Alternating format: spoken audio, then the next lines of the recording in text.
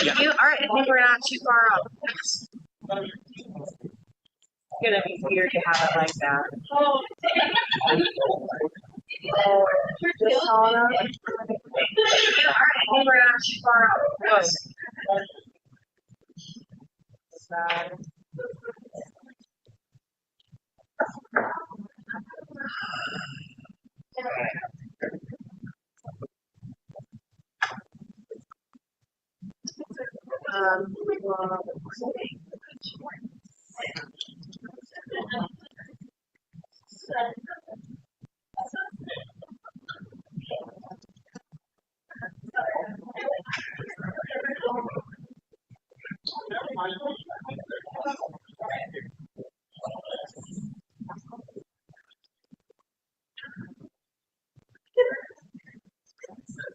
Oh, yeah.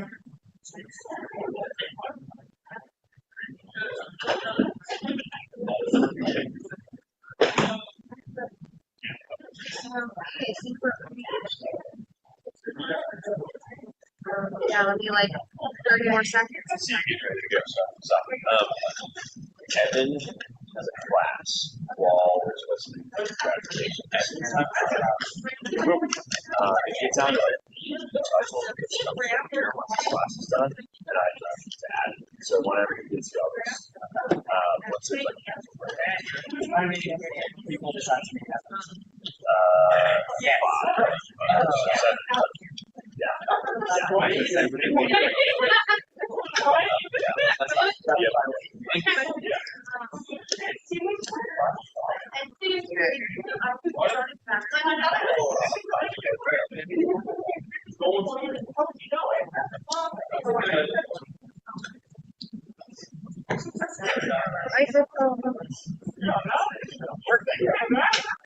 I don't have paper to pass notes, but that will be.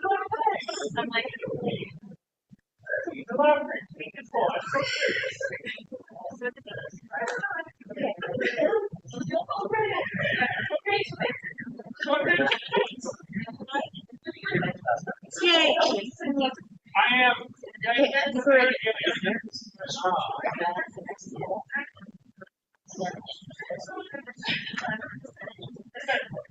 What's the only my favorite? No, God,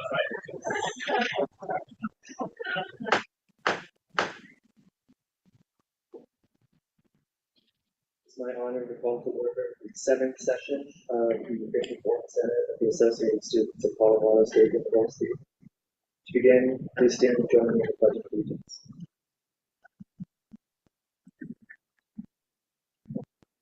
To the flag of the United States of America, to the United States, one nation, indivisible, liberty and justice for all.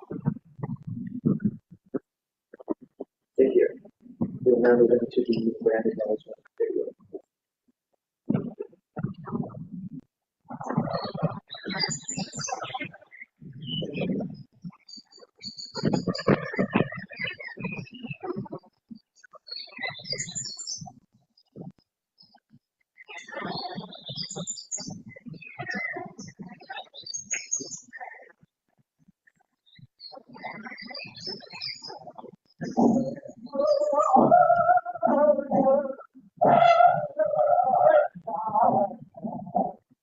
Colorado State University acknowledges with respect that the land we are on today is the traditional and ancestral homelands of the Arapaho, Cheyenne, and Ute nations and peoples.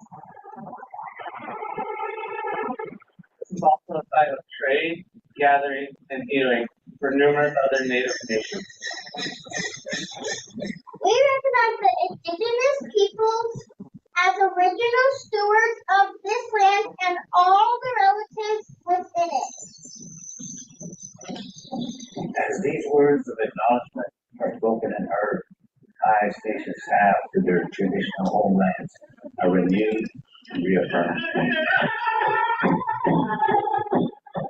CSU is a land-grant institution, and we accept that our mission must encompass access to education and inclusion. And significantly, that our founding came at a dire cost to Native nations and peoples whose land this university was built upon. This acknowledgement of the education and inclusion we must practice and recognize in our institutional history, responsibility, and commitment.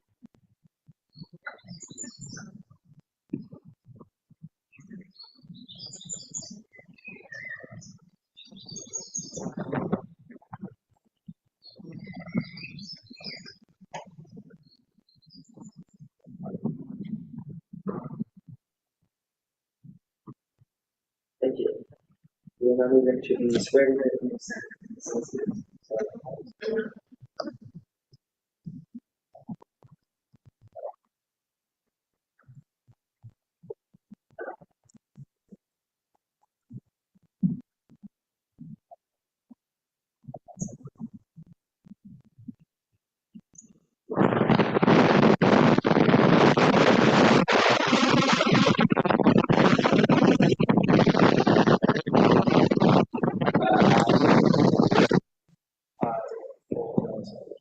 Do solemnly swear to defend and uphold the rules and regulations set forth by the Constitution of the Associated Students of Colorado State.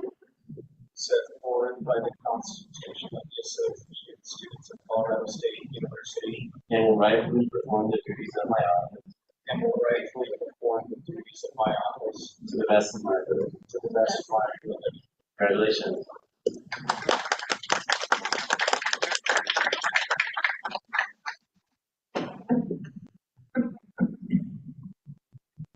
We will now move into the beginning.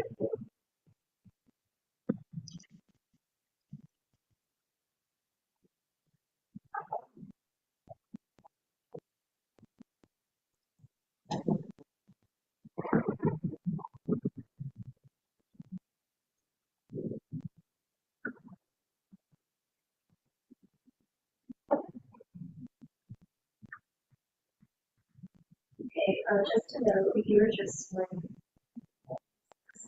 So, at the end of that position, please compare and include A, choosing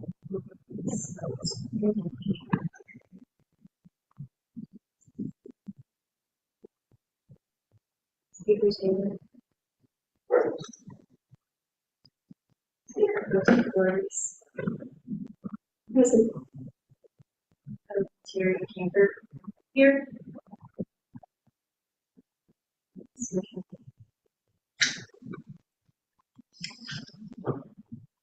Senator Northern, Senator Melchior,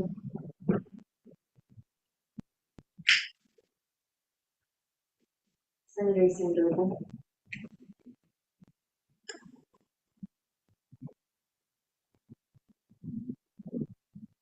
Chair Bouchard,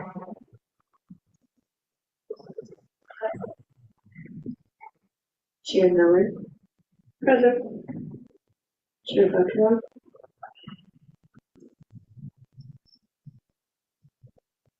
Senator Monati, Senator Evelyn Rivera, Senator Johnson,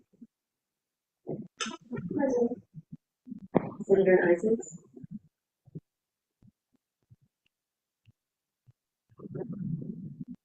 Associate Senator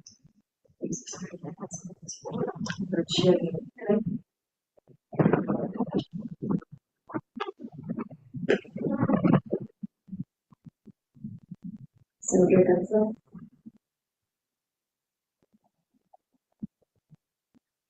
Chair Myers, Senator Leggett,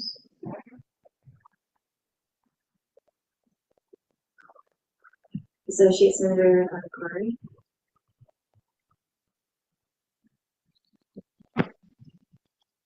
Associate Senator Day,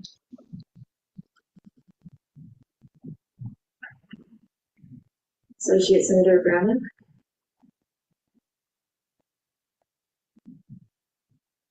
Senator Jocelyn Rivera.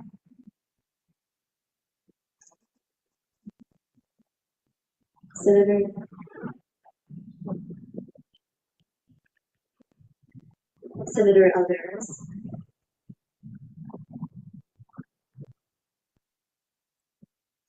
Senator Snyder. Present. Senator Malka.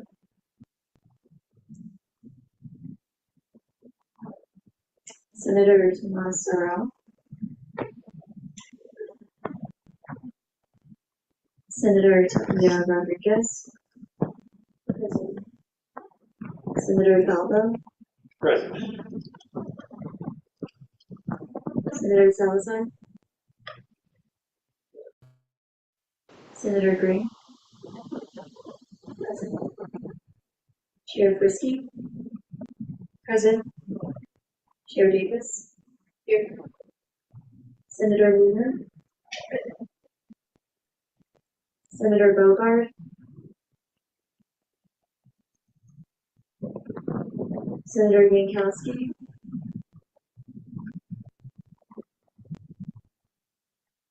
Senator Pickerel.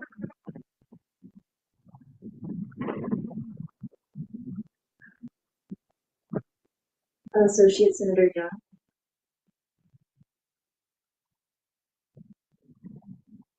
Chair Lutz. Here. Chair Fazy.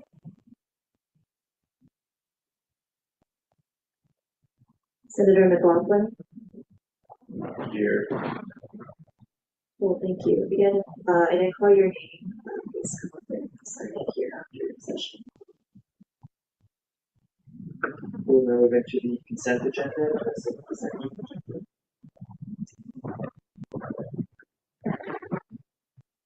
Hello, I motion to move Lex 5414, the LSAT Lex, to the top of confidence business unanimously. Do you see any dissent to that motion?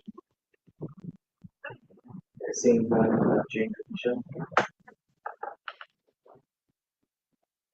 you see any additional consent to the agenda? Can we also move a, excuse me, could you scroll back up to the top? I apologize. Way back up. Thanks. So can I move swearing in of new and associates down to like 8 o'clock? I know. So I have a friend, Max Legault, who told me that he got sworn in as a new senator for his council. He can't make that time, so he'll be here at 8 due to a lab. That makes sense. That could be maybe a motion that we make where he shows up then, so we don't have to put it someplace on the agenda. If things go too fast and too slow, we have to move that.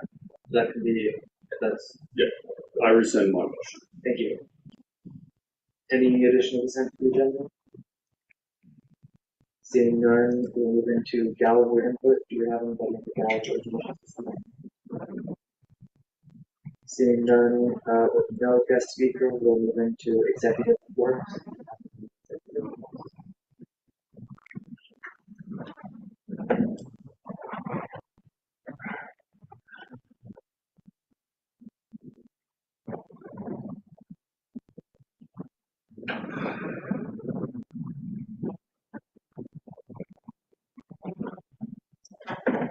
All right, hello. I'm Ava Wilkins. As you know, I'm Director of Gov Affairs here. I just wanted to fill you in on a couple things that we did and have upcoming.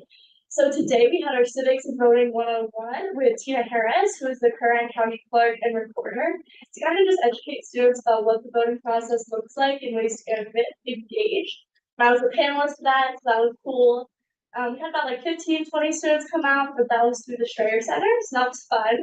Upcoming events. So next Tuesday is the first vice presidential debate. We're going to be having a little watch party. I'm trying to get it in the Rams Skeller. I feel like that would be everything. But we're crossing our fingers for that. If not, we're going to have it here in the Senate chambers if that's available. So yeah. Well, I will circle back on that once I get more information. I've been having conversations with the Rams Skeller about doing that. That'll be next Tuesday, October 1st, from 7 to like 8:39, kind of depending on how the debate goes. But we had one for the presidential debate, and it was super fun. So if you have time, please come out to that.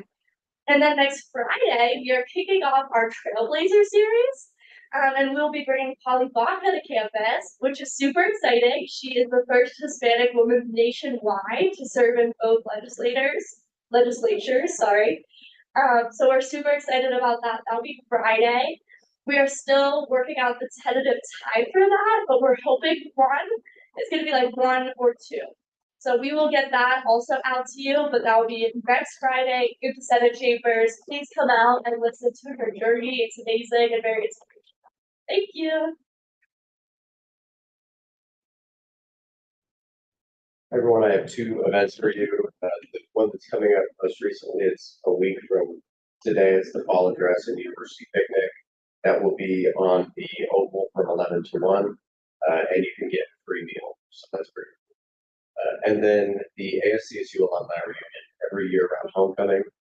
ASCSU throws an alumni reunion, and so that gives a lot of really cool people the opportunity to come back and talk with students about their experience at ASCSU.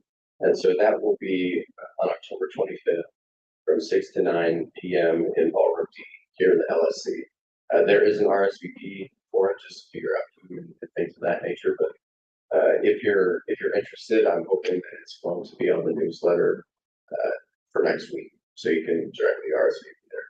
Thank you.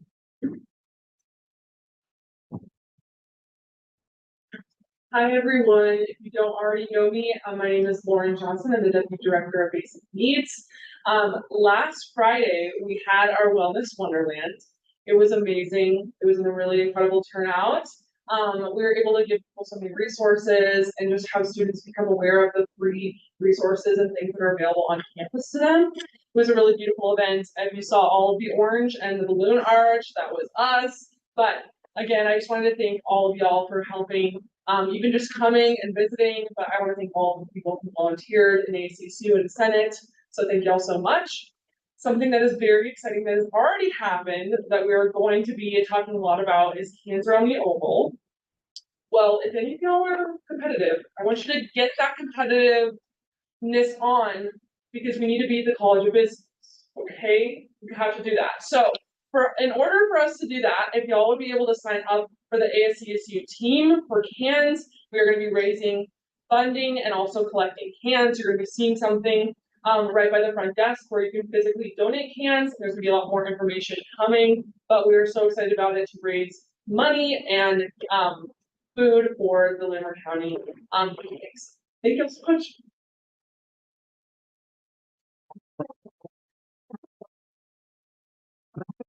Move into judicial.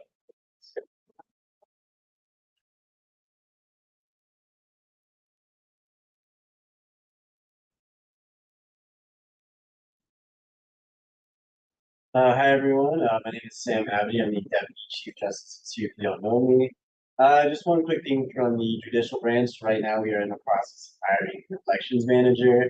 Obviously super important job, super necessary. Not that big of a time except during election season, obviously. We'd obviously love to get as many applications as we want to or as we can. So if you know anyone who wants to apply as elections manager, please let them know.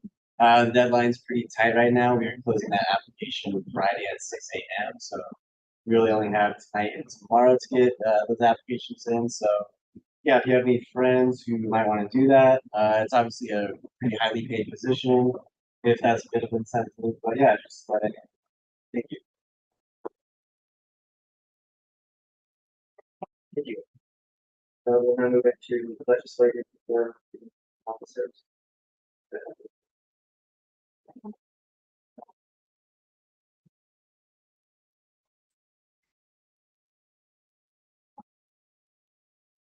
Hello, y'all. We had our media day and we had a bunch of awesome photos taken, but I was mostly excited to participate in that. So, just really quick, I want to gauge, is there interest for to host a Senate photo day before Senate at some point? If you're interested in that, can I get a show of hands?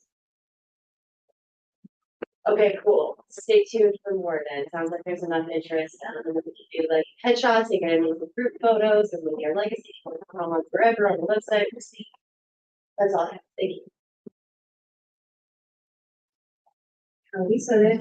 Couple things. One, the committee sheets, when I was talking to the different committees and caucuses that I went to, were a bit inaccessible. So strikes aren't gonna count for this last Wednesday to Wednesday, but from this Wednesday, next Wednesday it's gonna count, because guess what? I'm gonna put in the Teams right after I'm done talking for you all to screenshot. It's gonna be lit. It's gonna be wonderful.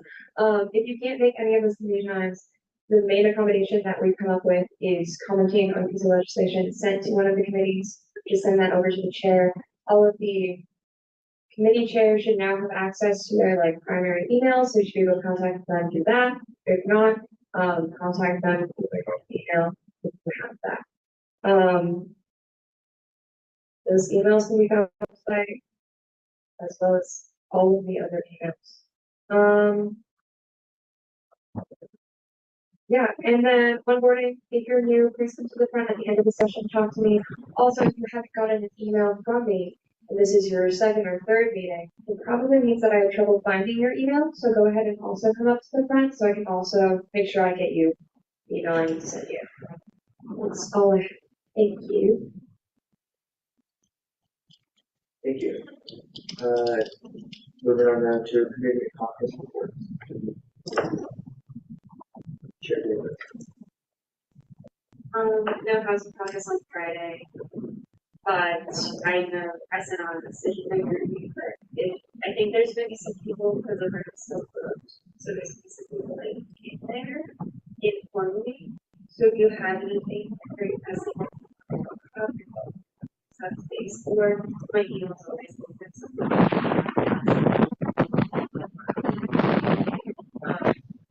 That is.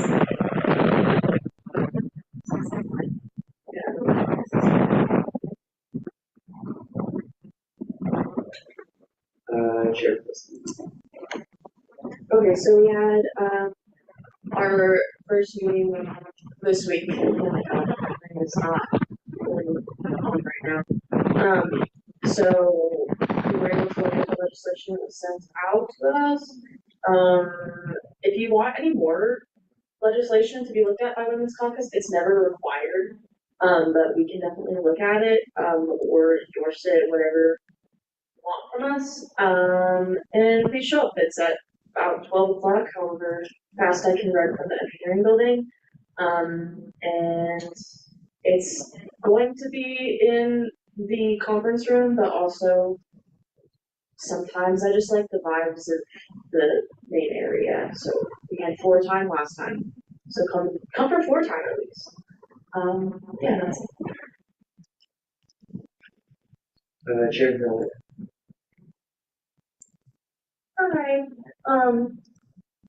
I just wanted to say that I do have access to the University of Bears email now, so contact me there, yay! And also I'm still in the process of electing a vice chair, so if that means something you're interested in, come to committee Thursdays, 1 to 2. No, 12:30 to 1:30. I know my time. Senator Busha.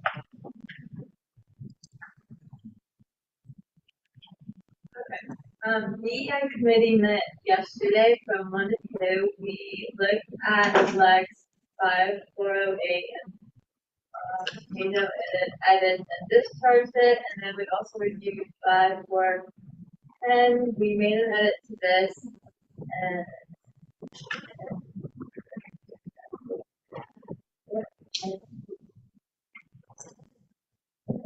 Chair David. I remember. October 14th, as part of Cancer on the Overall, they're hosting a series of conversations. October 14th is a conversation with DEI, basic needs, and housing caucus. So please come to that. It'll be really cool. And also, if you're going to email me, don't send it to the housing caucus email. I'll post my personal one. Email. Moving on to Senator and Associate Senator reports. Senator Ford. Hey everyone, if you don't already know me, my name is Lizzie Gurney. One of the senators for the Pride Resource Center. I'm going to be working on a curriculum of love in February, which is self-love, hard love, and just all types of love. We're going to be doing events and tabling, and we're going to be working on possibly getting a committee together to help me do that. So if you're interested or want to get involved, please come yell at me. I would love to hear your beautiful voice. That is all. Thank you. Senator Johnson. Yeah, so my name is McAllister Johnson. I'm a senator for the College of Health and Human Sciences. And through one of my classes right now, I'm working with the Partnership for Age-Friendly Communities. And they invited a whole bunch of candidates for the state legislative and the council commissioners to come and speak about issues that pertain to older adults. I know this is like so far from where we're at like in our lives right now, but there's one true thing about aging, about people in general, is that we're all aging. So I recommend coming. It's on October 10th from 2 to 4:30, and they're just gonna have candidates. There won't be an open question time. There's preset questions, but I think it'll be interesting. I know there's a couple housing questions that might interest people. And I think it's just a cool way to explore our government in a different way. I posted all of this information in the Teams as well as with my email. So if you have questions, please let me know, and I'll remind y'all about it closer to the time. Thank you. I yield. Thank you, Senator Bouchel. So the FCC is having a FCC was the Filipino Culture Club is having a joint event with the Latinx A Heritage Month, and it'll be October 1st. And then next Monday, we're celebrating Joanne, she's the director of APAC, for almost 15 years at APAC. It'll be from 4 to 6 on Monday in the APAC office. If anybody's interested, you guys will come and celebrate her 15 years as lead director. And you yield. Oh, Thank you. Chair Graver. I'm back, but this is for the Safe Center. So October is Relationship Violence Awareness Month, also National known as Domestic Violence Awareness Month. And so for that, the Safe Center is doing a series of events and programming and talks for that month. So I'll just give you the first couple. So October 3rd, which is next Thursday, is Safe Center Plaza Day. So we'll be out there from 10 a.m. to 2 p.m. and we are just going to be tabling in the plaza. So you guys can come learn about the resources that we offer as an office, as well as things specific to our VAM. And then same thing on October 3rd that night from 6 to 7:30 p.m. is our official introduction of our name Safe Center. So we did like a soft rollout for the past few months, but this is an official Safe Center celebration. There is an RSVP required, but if you guys are interested, let me know and I'll send it to you, or you can also find it at the link in our bio on our Instagram. So you should definitely go to that, and there will be a dinner as well. And then the last one is October 8th, which is the Relationship Violence Researcher Discussion and Q&A. So Dr. Aaron O'Callahan, who's an associate professor of sociology, will be there to talk about relationship violence in society. So all of this also is on our Instagram. It's our most recent post. And the theme for our VAM this year is Heal Holding Center. So our goals around this whole month is to heal as a community, hold space for survivors, and sign those conversations. Thank you. Any final Senator and Associate Senator? Seeing none, the Senate will move into conference business with 2 hours on the conference call, beginning with the LSAT labs.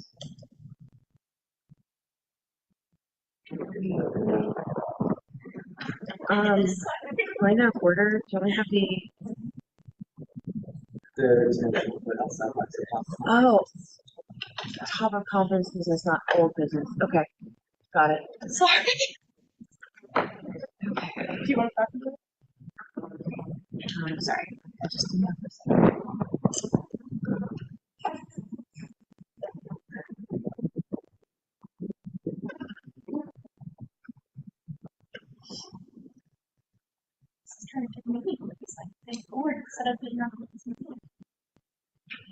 Okay, we have Lex 5410, the LSAT Lex.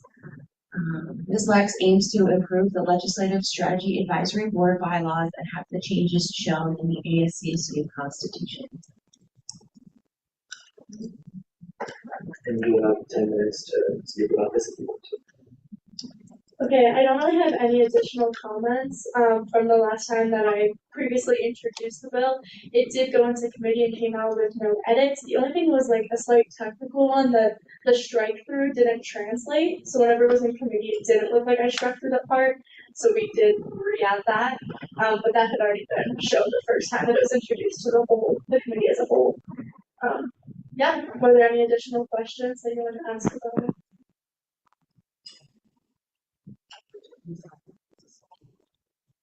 This was in internal affairs.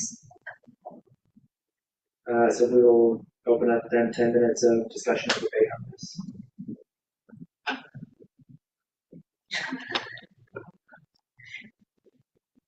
Senator Calvo.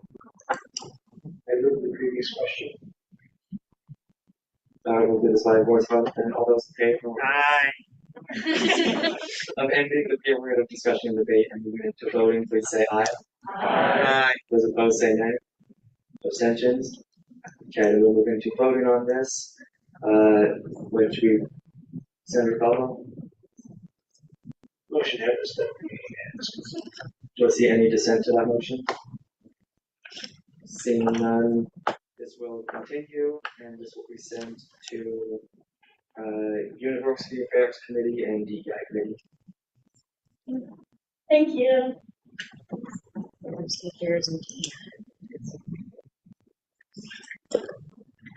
And with that, we'll move into the election of the Accessibility Caucus Chair. Do we have any nominations and self-nominations to this position? Senator Snyder? Thank you. Do we see any additional nominations and self-nominations? Seeing none, you can come on.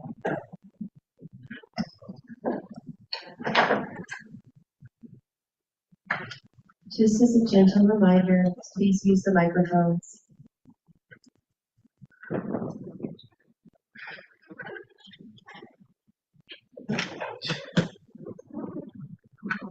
You have 10 minutes to introduce yourself and kind of explain some of why you want the position. Hello, everyone. Hello, everyone. If you don't already know me, I'm Morgan Snyder. I'm a senator for the College of Liberal Arts, and I'm running for the office of Accessibility Chair. Now, throughout my tenure at ASCSU, my goals have always been one thing: to ensure that all students at CSU have the best college experience possible. If elected to the position of Accessibility Chair, I will endeavor to do just that. My goals in the position are to ensure accessibility in 3 areas: campus, events, and equity. The campus focus will be to ensure that students on campus are free from any barrier to education, from building access to campus traversal and classroom help. Events focus will be to ensure access and enjoyment of events put on by the university and ASCSU, from adding in interpreters and sensory spaces. Finally, and most importantly, to focus on equity. This will be to focus that all barriers will be dropped by working with DEI to ensure accessibility for all students. I hope that if elected, I can bring about these goals and help make a more accessible campus for all. Thank you. Thank you. We'll move into 10 minutes of Q&A. The chair favors. I was just wondering if you had any like specific plans or things, because you mentioned your goals, which I'm sure will be having like specific plans or steps to get there. Great. Yes. First up for the campus, continue to review and ensure that ensure that all the that all the all the all the sorry that all the accessibility funds for doors are working properly, ensuring that we continue the transfer program around campus. You know the van, that van to help people and continue on to encourage more of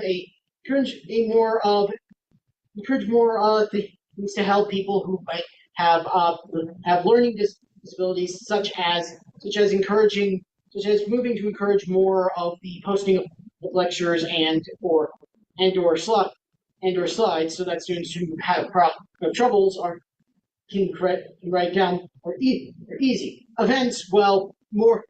Again, it's more of make sure we have interpreters for people who want to enjoy events, adding in sensory spaces so people don't have to avoid overstimulation. Yeah.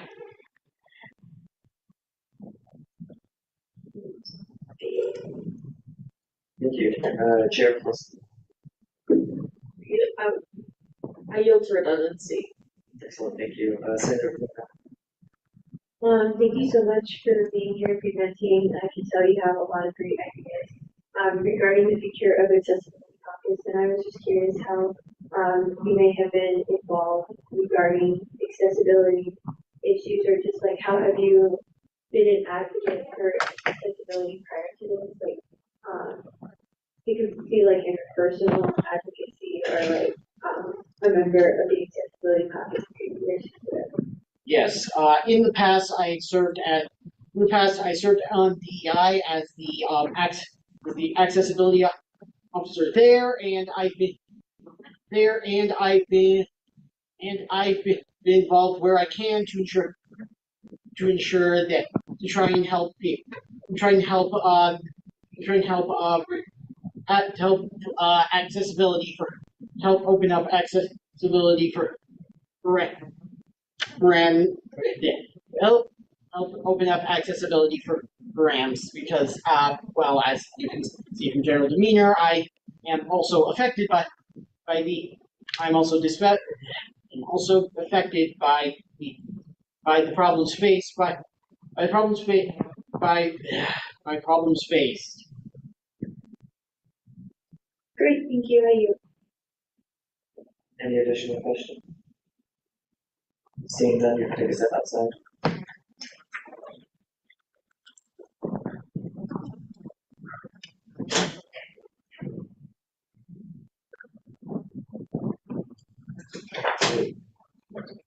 We'll begin 10 minutes of discussion regarding consent policy. Thank you, Mr. Speaker. So I'm obviously in full support of this candidate.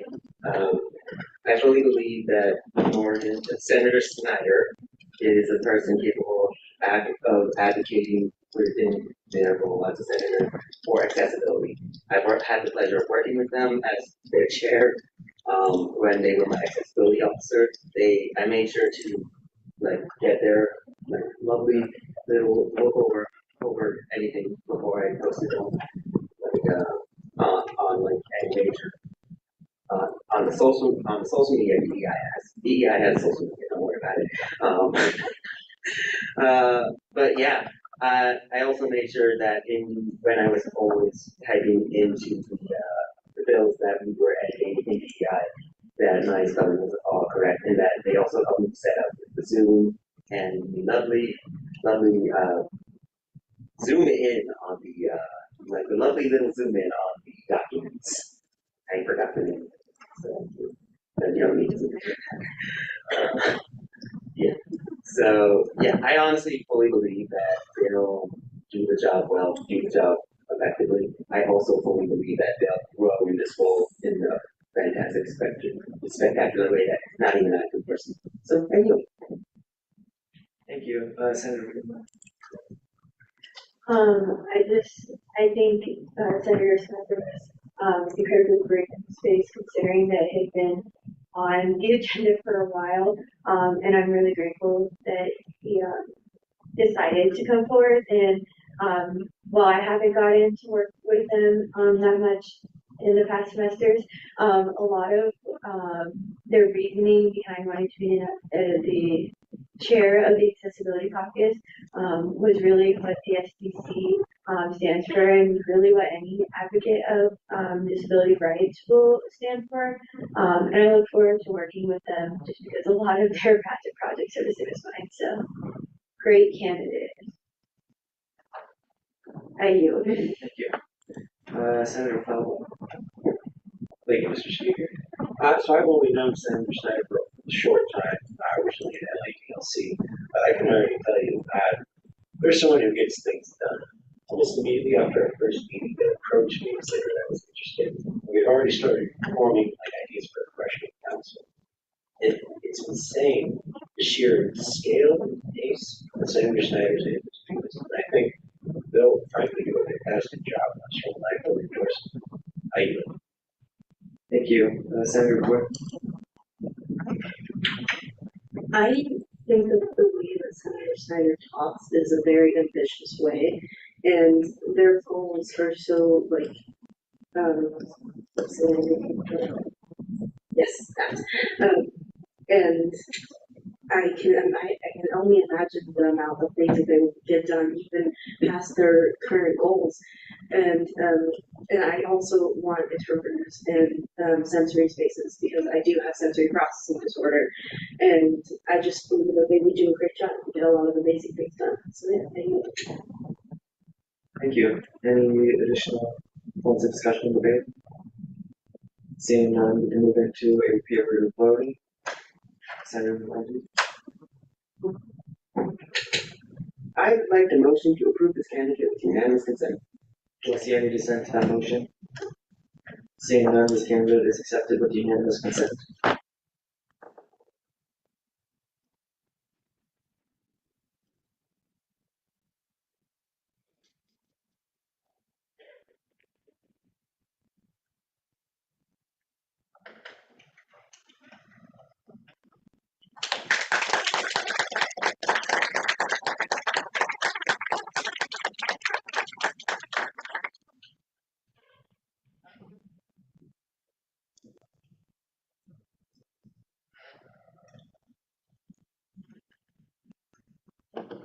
Alright, repeat after me. I state your name. I, Morgan Snyder, Do solemnly swear do solemnly swear to defend and uphold to defend and uphold the rules and regulations the rules and regulations set forth by the Constitution set forth by the Constitution of the Associated Students of Colorado State University, of the Associated Students of Colorado State University, and will rightfully perform the duties of my office and will rightly perform the duties of my office to the best of my ability. to the best of my abilities. Congratulations.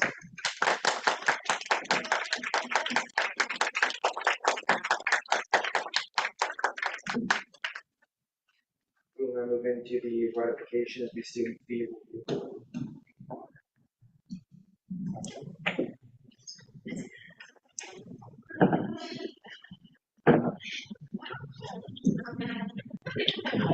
Alright, good evening, folks.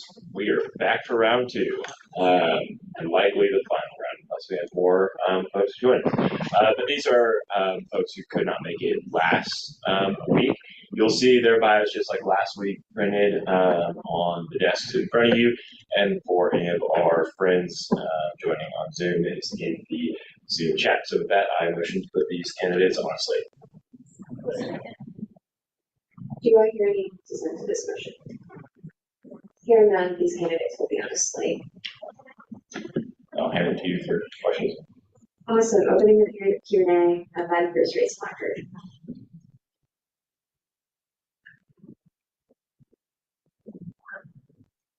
Seeing none, we'll go ahead and enter the period of discussion debate. If everyone wants to go ahead and head out.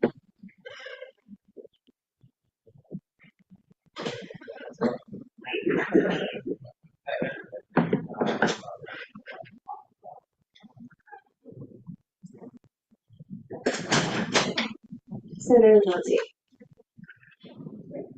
The vibes are right. Honestly, I think most of us are fine with the people up there. We have their bios. We can read through them. I'm pretty sure most of us agree with them. So yeah, is there anyone else on this list? No. Motion to read this question. Second. Do I hear consent? Hearing none, we exit for discussion debate and we'll enter the read voting.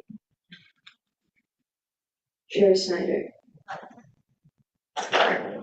Motion to approve these candidates with unanimous consent. Do I hear any dissent? Hearing none, this passes and they're ratified with unanimous consent. A record fast one.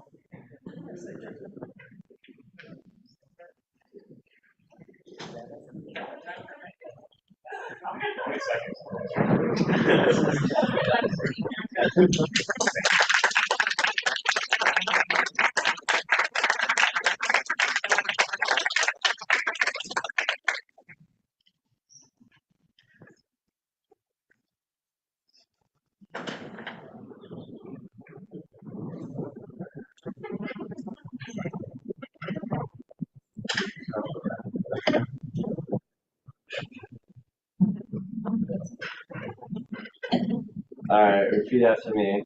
I state your name. I, Nathan Taylor, Do solemnly swear do solemnly swear to defend and uphold the rules and regulations to defend and uphold the rules and regulations set forth by the Constitution set forth by the Constitution of the Associated Students of Colorado State University of the Associated Students of Colorado State University, and will rightfully perform the duties of my office and will rightfully perform the duties of my office to the best of my ability. to the best of my abilities. Congratulations.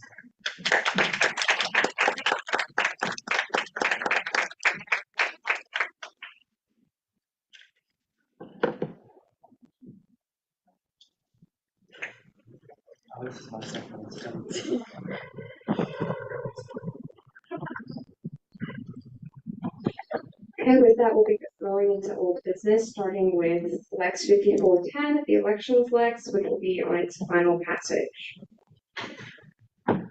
All right, Lex 5410, elections Lex. This Lex aims to codify and expand upon Supreme Court opinion. Wait a second.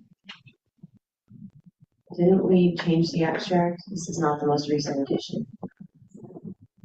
Right? Hold, please.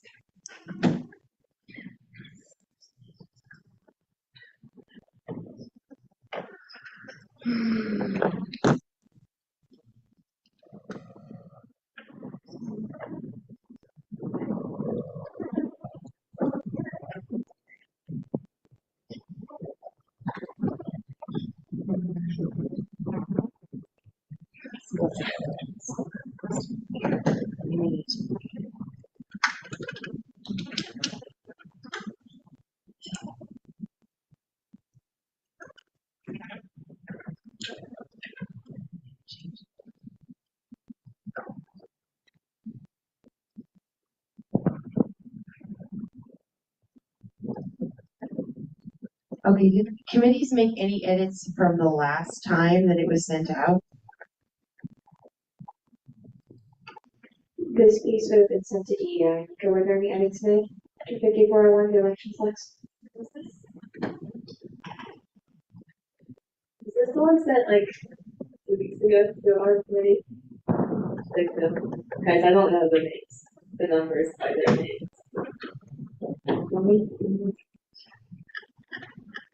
Either way, this is, I think, the most updated version that I have. It was not the We most. reviewed it and I don't think, yeah, we did make an edit to it. We took out the part that mentions the 2 judicial officials and we like double checked with Chief Justice Morgan because we think it was a good conflict of interest. Okay, I think I have the right version up. So the abstract reads, this Lex aims to ensure that changes made to the elections code and referendum have endorsers that have expertise and authority of the judicial branch while also maintaining a plurality of opinions and the ability to bring forth potentially unpopular but warranted ideas.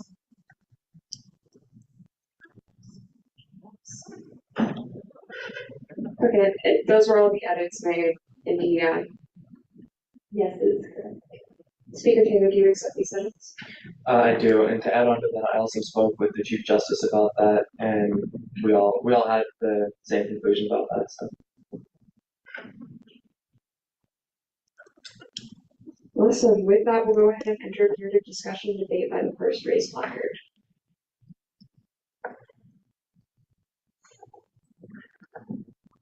Seeing none, we'll move into a period of voting. Senator Monty, Motion to approve this next with unanimous consent. do I hear any dissent? Hearing none, this Lex passes.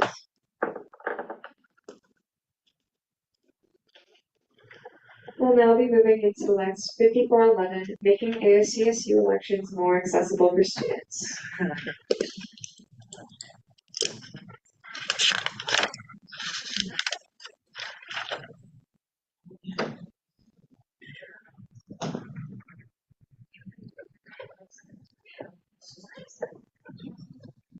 Nope, that's the wrong one. Just kidding.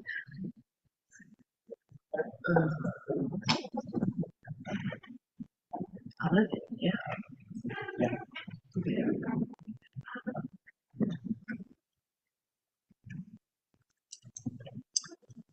All right, Lex 5411, making ASCSU elections more accessible for students.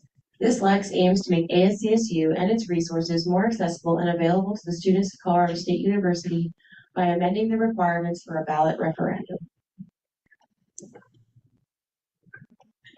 Thank you. And as this is in its fourth read, technically there were no edits made by committee, so we'll go ahead and just enter a period of discussion debate by the first raised placard. President Salvo.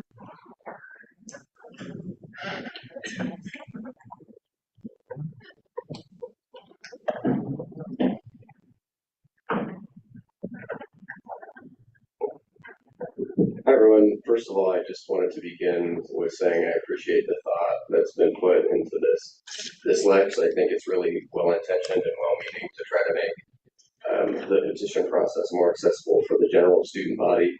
However, I do think there are some very severe unintended consequences with lowering the threshold.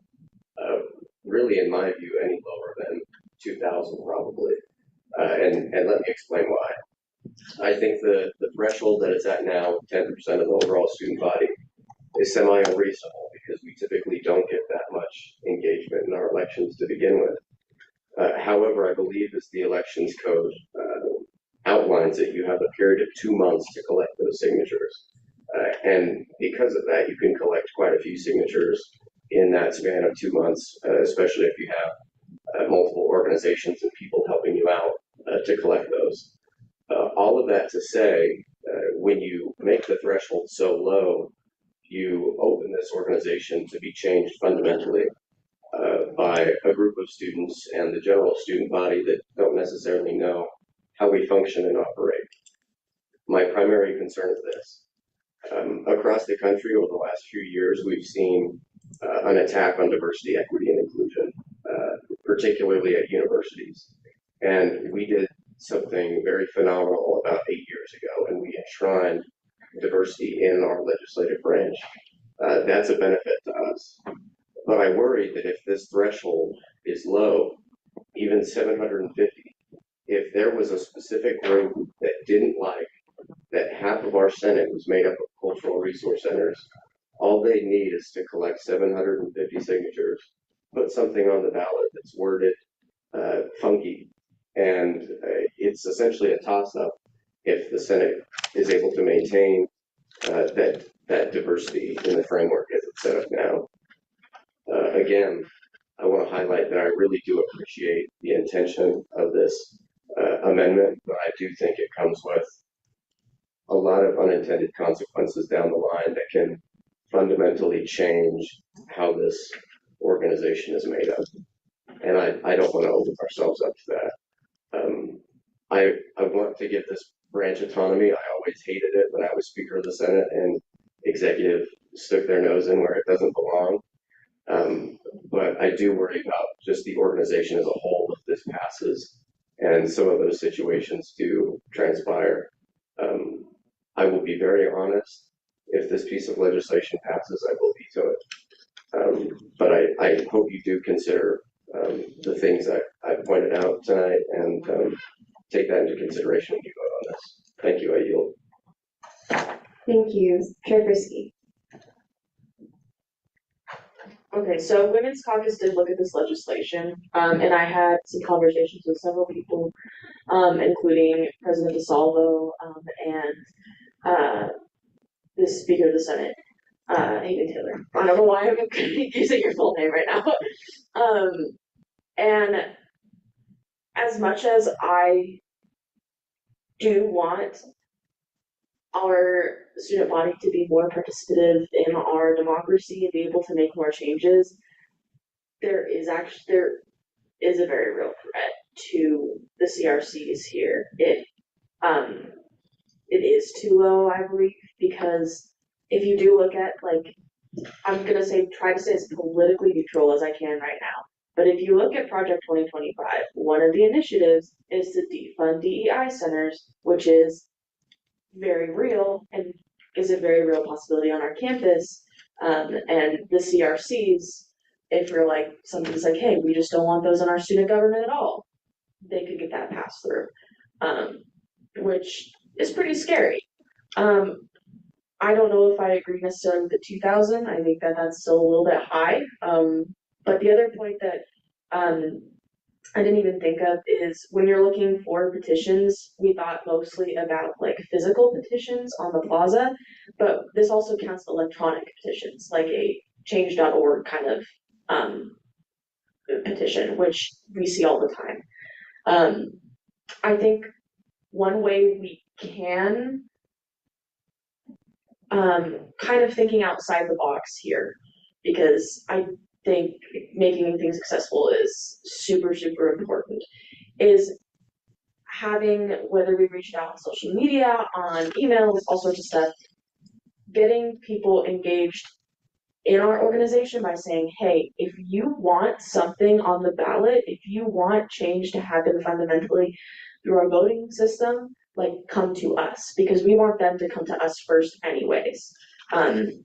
And I think making it so clear about how students can get involved with us in order to get things passed. Honestly, this is really tricky because I understand both sides, and that's also why Women's Caucus decided not to touch the bill, because it's very difficult, but that's kind of where we were at. So I yield my time. Madam Chair, I have a motion. I move to dissolve into committee of the whole with unanimous consent. Oh my God.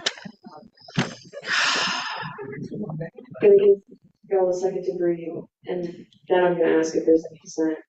1, 2, 3. Do I hear any dissent to that motion? Okay. We're gonna go ahead and do this by a voice vote. All those in favor of entering a committee of the whole? Okay. I move to open discussion and debate on this motion. I'd just like to explain the motion. Do I hear any disdain to a period of discussion debate over the motion? Hearing none, Hayden.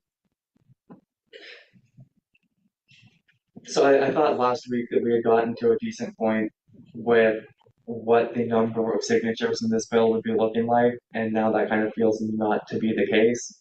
So I think that going into committee of the whole would be beneficial, because this body in negotiation with executive could come to some kind of a number that we can all agree upon, and so that's why I would like to do that. I yield. Does anyone else have anything to add to this period of discussion today? Chair Frisky. I just want to also mention that when we were trying to iron out these details, they were sent to caucuses, but we had 2 people. So just a little friendly reminder to please show up to the caucuses and committees when we are editing things, so we don't have to do this. I yield my time. Thank you. Senator Green. Yeah, does committee of the whole mean that I can share my opinion about the number? Or what does it entail? Committee of the whole, essentially and how we would run it if we do decide to go into committee of the whole will be similar to last week where people can freely go into the mics, with the stipulation of if it gets a little chaotic, then we're gonna stop doing that and we'll enter back into a speakers list. You can pretty much, it's a conversation. So committee of the whole is just no speakers list. Until I implement a speakers list, yeah. Okay, sorry. Committee of the whole, just for clarification, is we will formally move into essentially being a giant committee. And then we are no longer Senate while that's happening. And then when we dissolve committee of the whole, we go back to being a Senate session. Does that help? Cool. Anyone else? Discussion debate time. Chair Davis. This is more of a question, but we can make changes. You can make like floor edits to the bill, not a committee of the whole. Yeah. With the approval of the author. Okay. Cool. I think that we should just do that. Senator. I guess more of a point of clarification or information. So what is the principal difference between making floor edits versus making edits in committee of the whole? So when we're entering a committee, technically Hayden still has author's rights, but he can also choose to wait to the end of the committee of the whole session, kind of like how he did last week, to approve or disapprove the edits. Rather than it being like a step-by-step, Hayden has to approve each step of the way, or the author in any case, not Hayden specifically. It's just a way of moving the conversation through whatever we're thinking, rather than like, that kind of makes sense. Hayden, is there anything you want to add there? I'll just add that, in my opinion, committee of the whole is a way that we can have open discussion and dialogue on something instead of a kind of strict and formal. Somebody talks about something and then somebody talks about maybe something else completely, and we can kind of stay on topic and address the issues one at a time. But that's just kind of how I conceptualize it. Okay. Anything else? Seeing none, we're going to go back to the motion of entering committee of the whole, and we're going to do it by voice vote. All those in favor say aye. Aye. All those opposed say nay. Any abstentions? With that, division. the ayes have it, and we're going to enter a period of committee of the whole. We did have division called, so we have to. Okay, so we're doing this by placard. All those in favor, raise your placard.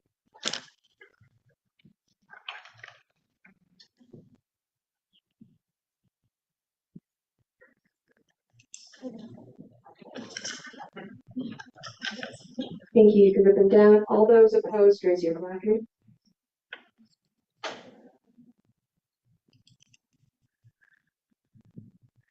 Thank you. Any abstentions, raise your placard.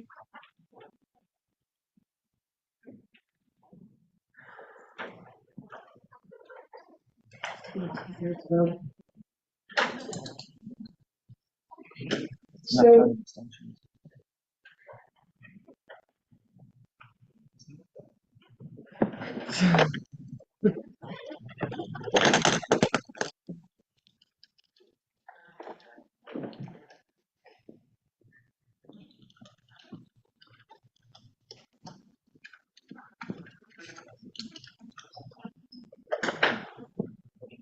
brief reminder that committee of the whole is kind of weird. We're working through it.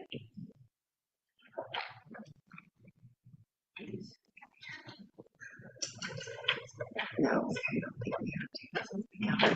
Are we in committee of the whole right now? Yeah. We are checking to make sure that the 2/3 policy in terms of entering committee of the whole applies or not to abstentions. So I think Okay, if it doesn't say exclude, say change. Okay. Then yeah. With that, with a vote of 10 to 0 to 11, we'll be entering a period of committee of the whole. Y'all are free to speak. Be nice to each other, pretty please. All right, so I'm going to make a motion But before I make that motion, I'm going to explain both my reasoning behind the motion and why I'm making the motion. All right, I'd motion for the 750 to be it's the number, but also to add on or a 5% of the last election, whichever number is higher. And the reason why I am doing this is because it does give us like a set number in the event that, low vote turnout and whatnot. But also it does give us a number that could potentially grow and change with the election year and whatnot, and provides a little bit more longevity to the bill. Now, with that also said, I do also understand why people might be iffy on the 750 number, but me personally, I'm just going to speak out as like 750. I feel like is a fair enough number for any one individual to work for. Electronic or physical, it's still hard to get signatures and whatnot onto a ballot. And I feel like I know there's a concern of CRCs closing down around the nation, but I also feel like the people here on campus also care enough about CRCs that they wouldn't let this happen. I also have a big understanding that this just puts it on the ballot. It doesn't mean it goes into effect immediately. It puts it to the entirety of the student body. It lets the entirety of the student body decide.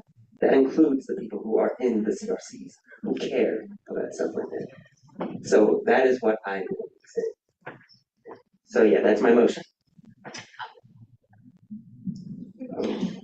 One thing I would want to interject on, not in an impartial sense, but going back to President DeSalvo's statement, a concern with having it posed to the entire student body is the use of language, which is just something that I want everyone to keep in mind. Thank you. There's a couple things I think we should really think about. One, we have a process in which you could take a complaint or appeal to judicial. So something like that would go completely against our principles of community could go through a process. So it's not as though just anything just gets thrown on that ballot without some kind of like vetting. So we have judicial oversight on that. Also, I had to write about this for a class the other day. Lobbying groups, big or small, if you take away the ability for people to pull together and do like whatever collective action, and you make it only really attainable by a threshold of a larger amount of people, you are taking that away from small groups and small interests. And while I appreciate like the concern for national movement, to echo your point, Enoch, about I don't think CSU would ever let that happen. They're just first of all, I don't think it would ever get to the ballot, let alone pass. And when we do have controversial topics on the ballot, that increases voter turnout and increases engagement overall. So for me, I kind of just feel like this is a situation where why would we make it hard? Why wouldn't we want to make it easy so that we can be able to have students be more engaged, to have greater voter turnout, and to give a voice to those who are smaller interests on campus? That's my piece. If I might just ask really quickly, do any of y'all have any figures as to what 10% of the members of ASCSU looks like as per like our current 2024 figures? It's 10% of all members of ASCSU, which is 10% of the student body population. So it's roughly 3,400 signatures you would need to put something on the ballot. The city of Fort Collins, just for reference, the threshold is more like, I think it's like 4,200. So almost what it would take to change city law is what it would take to be able to put something on the ballot at CSU currently. Okay, so I think so far everyone that's spoken has made excellent points. I would just like to echo a little bit of what President DeSalvo said regarding I am all for accessibility. I think that that's one of the things that makes this organization wonderful and one of the things that makes our school exceptional. But I would like to say something to the effect that getting out and campaigning and actually engaging with the student body does in order to get that number of signatures. I think that one of the big things that I mean, we know that we already don't have great voter turnout, and I think part of that is mainly due to just a lack of education as to how this whole entity functions. I think that a vast majority of CSU students would be more interested in it's kind of that idea that like you care about something more when it affects you personally. That being said, I think that a big strength in having to have a higher signature threshold is twofold. One, it's for kind of security and protection of communities that could be at risk from certain things regarding that. But at the same time, I think it gives a lot more opportunities for people that are out campaigning to get this petition signed to engage with more students and educate more of them on what's going on about a specific issue, and kind of clue them in a little bit more as to how this whole process works, which I think is absolutely would be a strength and not so much a weakness. If I may, sorry. There's a few things. The first of all, one is that it seems the concern is mainly over misinterpretation of thought and such referenda, in which case this body, I suppose, may want to consider a plain language bill in conjunction with this. It's very nebulous, but we can probably figure it out later. Just to prevent the aforementioned by President Pizzello. Secondly, if we're worried about such a pernicious and dangerous referenda getting a majority of the student body's approval, then what does it matter? The numbers required to put it on the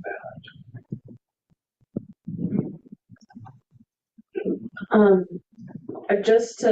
I totally understand where people are coming from. The one thing I will say is how many people actually read the Constitution that we pass each year.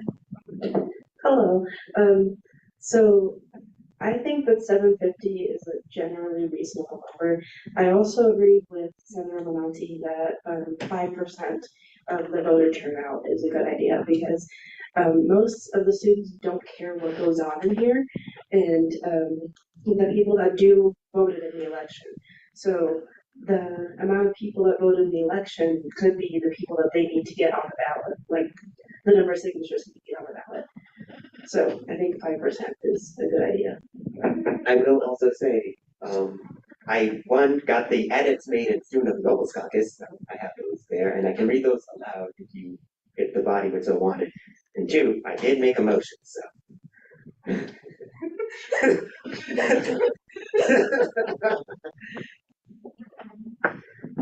Okay, are you coming back?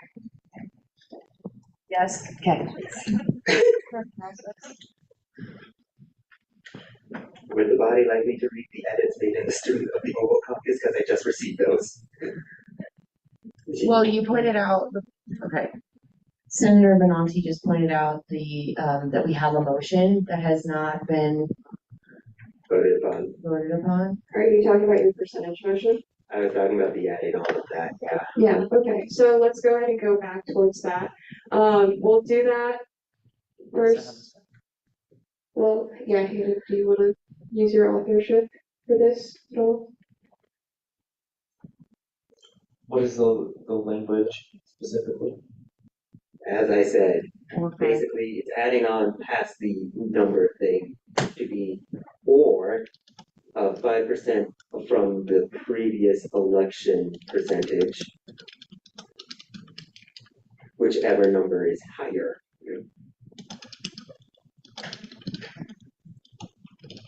I'd just like to point out that 5% of the previous election would be about 200 people for this year. So we'd need a turnout of about 22% of CSU's population for that to be higher than 750. Yes, which is why I did also say whichever one was higher. But also, fun fact, there was also a mention of this in Students of the Nobles Caucus.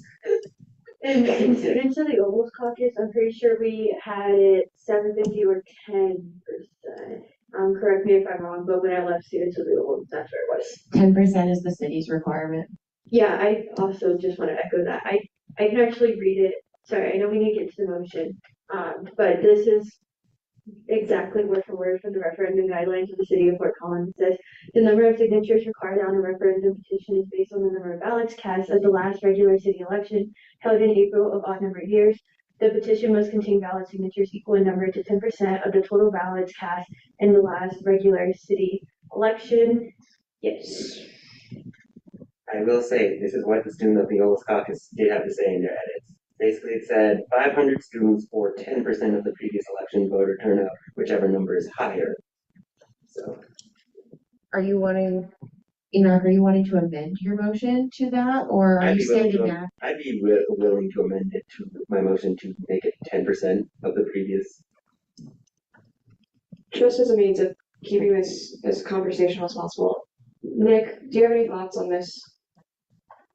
Yeah, I am more amenable to having it a certain percentage. I do think 10% of the previous election is still too low of a threshold. The question I would pose to the body is, what change would the student body make to the Constitution that we couldn't make ourselves? It was mentioned previously tonight that the students don't vote in the election because, frankly, they don't care what we do.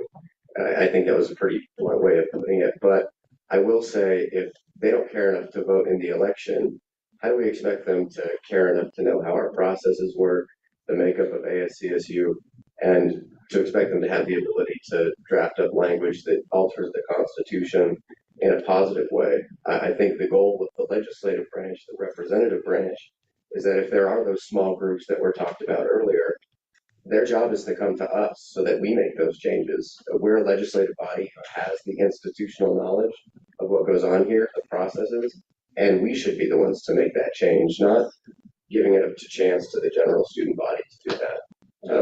That's all I have. I think that being afraid of what the less noble student body might do is also taking away from the good that the rest of the student body might do. And like, we want to represent the students, and we might not know what they want. And so I think that it should be achievable, but not in a sense where someone could put something stupid on there. Granted, someone could put something stupid on there because it goes through judicial first. So also, Nick, I don't mean to be mean to you. I'm so sorry. I'm a very disagreeing person. I'm sorry. Thank you. Just a quick reminder, we're allowed to disagree with each other. It's the whole point of the space. It's going to be lovely and amazing. That's how we make good legislation. Chrissy, you raised your hand here, so I kind of want to. Oh, okay, unless you have something, it's a direct response. I wanted to add a quick point to that. I think that that's kind of exactly why we have a provision like this in the Constitution, is so that if the Senate and if ASCSU is avoiding taking some kind of an action that students want to see happen, that they can make that happen without us. That's all. Okay. Are you going to be talking about the motion? Because I do want to get back there eventually. It's kind of like a point of okay, so and then I'll yield to Lauren just like a forewarning.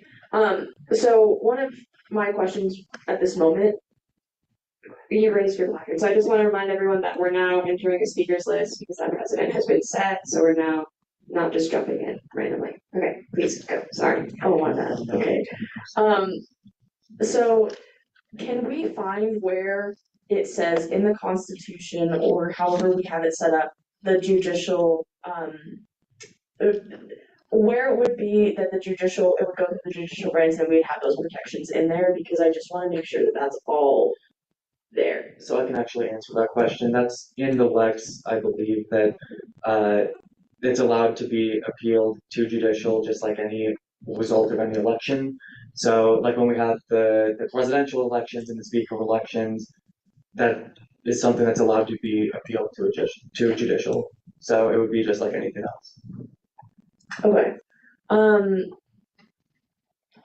Okay, yes. The other thing I will say is regarding like the concerns for some not great things being put on the ballot, such as getting rid of the CRCs. Part of it is a reflection of like discussions happening not on the student body level, but on the more professional level at CSU. and their concerns about what is going to happen with this upcoming election. So it's not, my perspective is coming from a little bit different of a place, that's a little bit maybe more nihilistic, and trying to protect what we have. But I do think that that judicial aspect makes it different. I'm gonna yield to Lauren. Hi.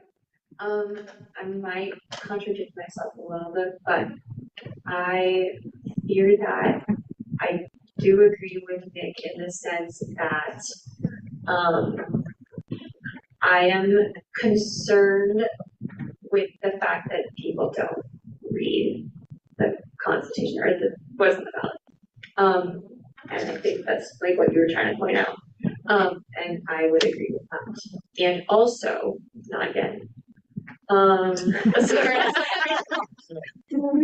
I'm sorry. Yes, I understand. And also, I don't want it to be high enough to, because I'm concerned that some students might not want to come to us, as like their representatives, and they should, and I want them to, but they might not always want that for themselves. And so I want to make it the ability for them to do that in a route that's not directly through ASCSU if they're not comfortable with that. And also, I want us to have, I know that Enoch made a motion, and I want us to have like a baseline of where we're going. And I know that you have like author's rights. And so at the end of the day, this decision does come down to you. So I want us to be able to set a baseline of where we're working from, if that makes sense.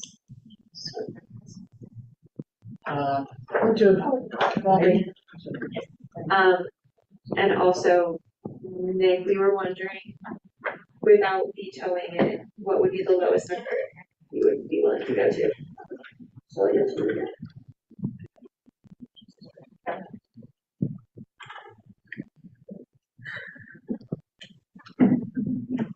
Whatever percentage is closest to talking about 2,000, I think I would be fine with. I just think it should be a high threshold, not to make it hard for students to do. I just want it to be very thoughtful and very intentional in what people are circulating to put on a ballot, because it doesn't, putting something on the ballot doesn't necessarily mean there's action from ASCSU. You couldn't put something on the ballot that says we call on ASCSU to allocate $10,000 to X. That wouldn't end up on a ballot because we control the purse essentially. And so really the only changes that could be made through a ballot measure are changes to the Constitution, our governing documents that we are steered by. And I worry if those are altered by people who don't understand how this organization works, then it can get funky, as was previously mentioned.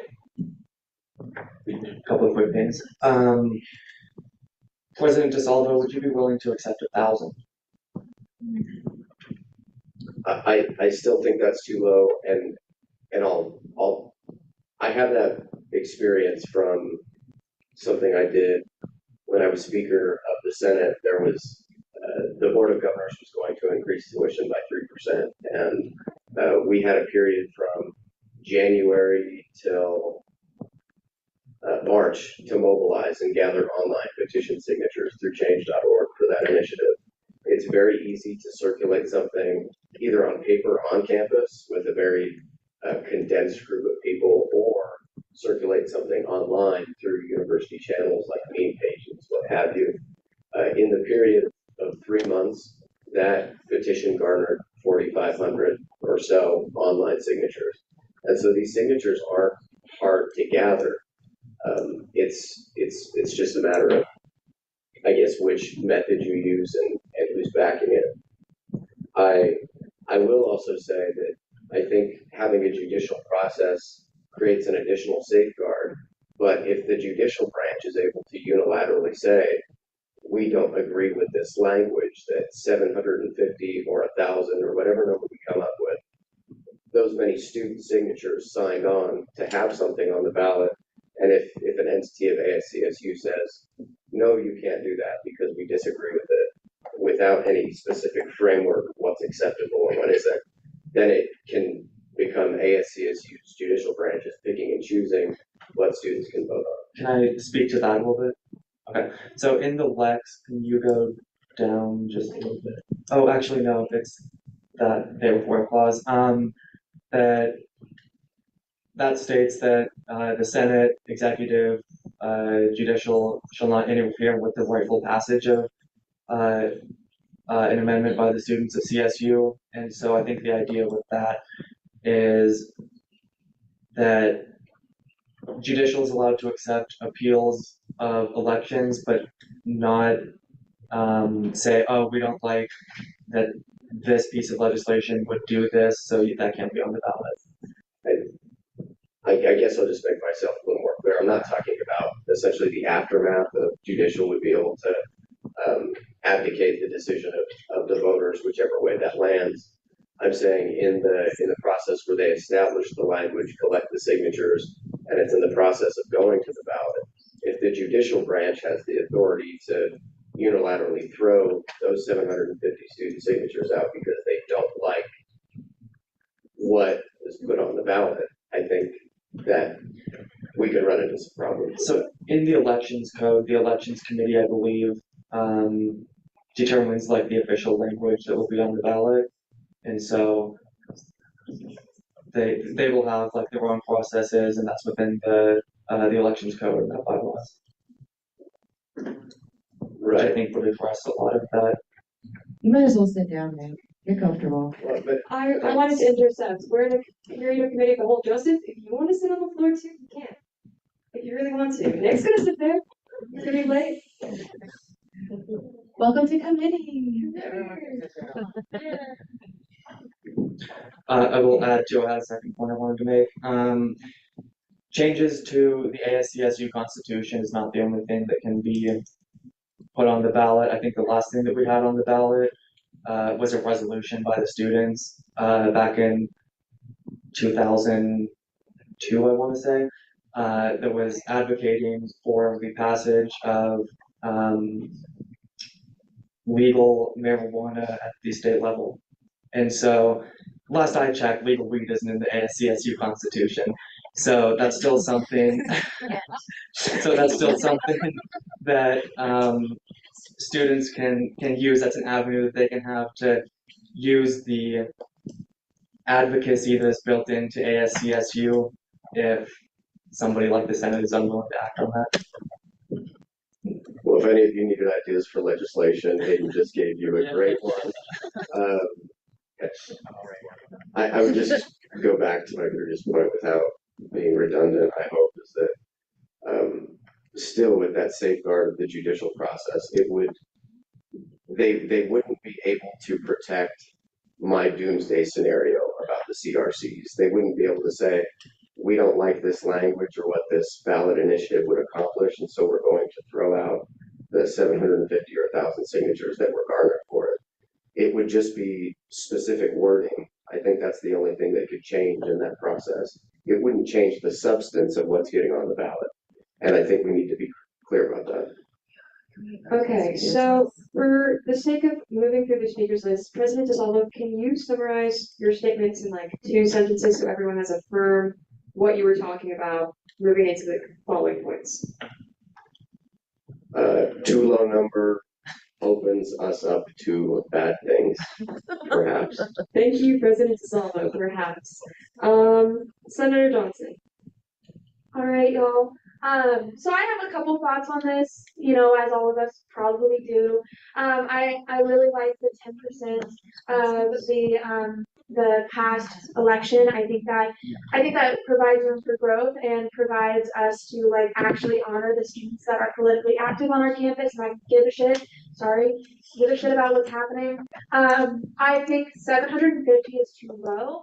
I just did the math and my sorority right now, without having gone through primary recruitment, which is where we get like 60 new members, my sorority right now, if every single woman signed it and got 5 people to sign it, that would be on the ballot. And I think, while I think there's merit to like having that like having a whole organization do that. I think perhaps that might just be a little too low, especially if, I mean, like, if any person in power in any major club decides to follow through on something and there's like some maybe not great practices being met around that, I think that can get us in trouble.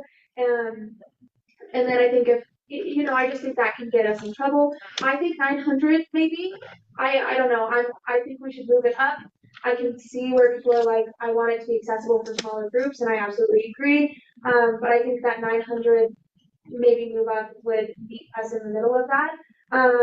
And I think we're also not the moral high ground on anything. Like ASCSU, yes, we're elected to be here. Yes, we are people that are elected to share what is happening in each of our different areas. But we're not always the moral high ground. If you've been here long enough, you realize that. And so having it just be based on us, that's just not going to work out. So it cannot be too high of a number because then it's going to be going through us, and then it's going to be a whole bunch of political jargon and BS.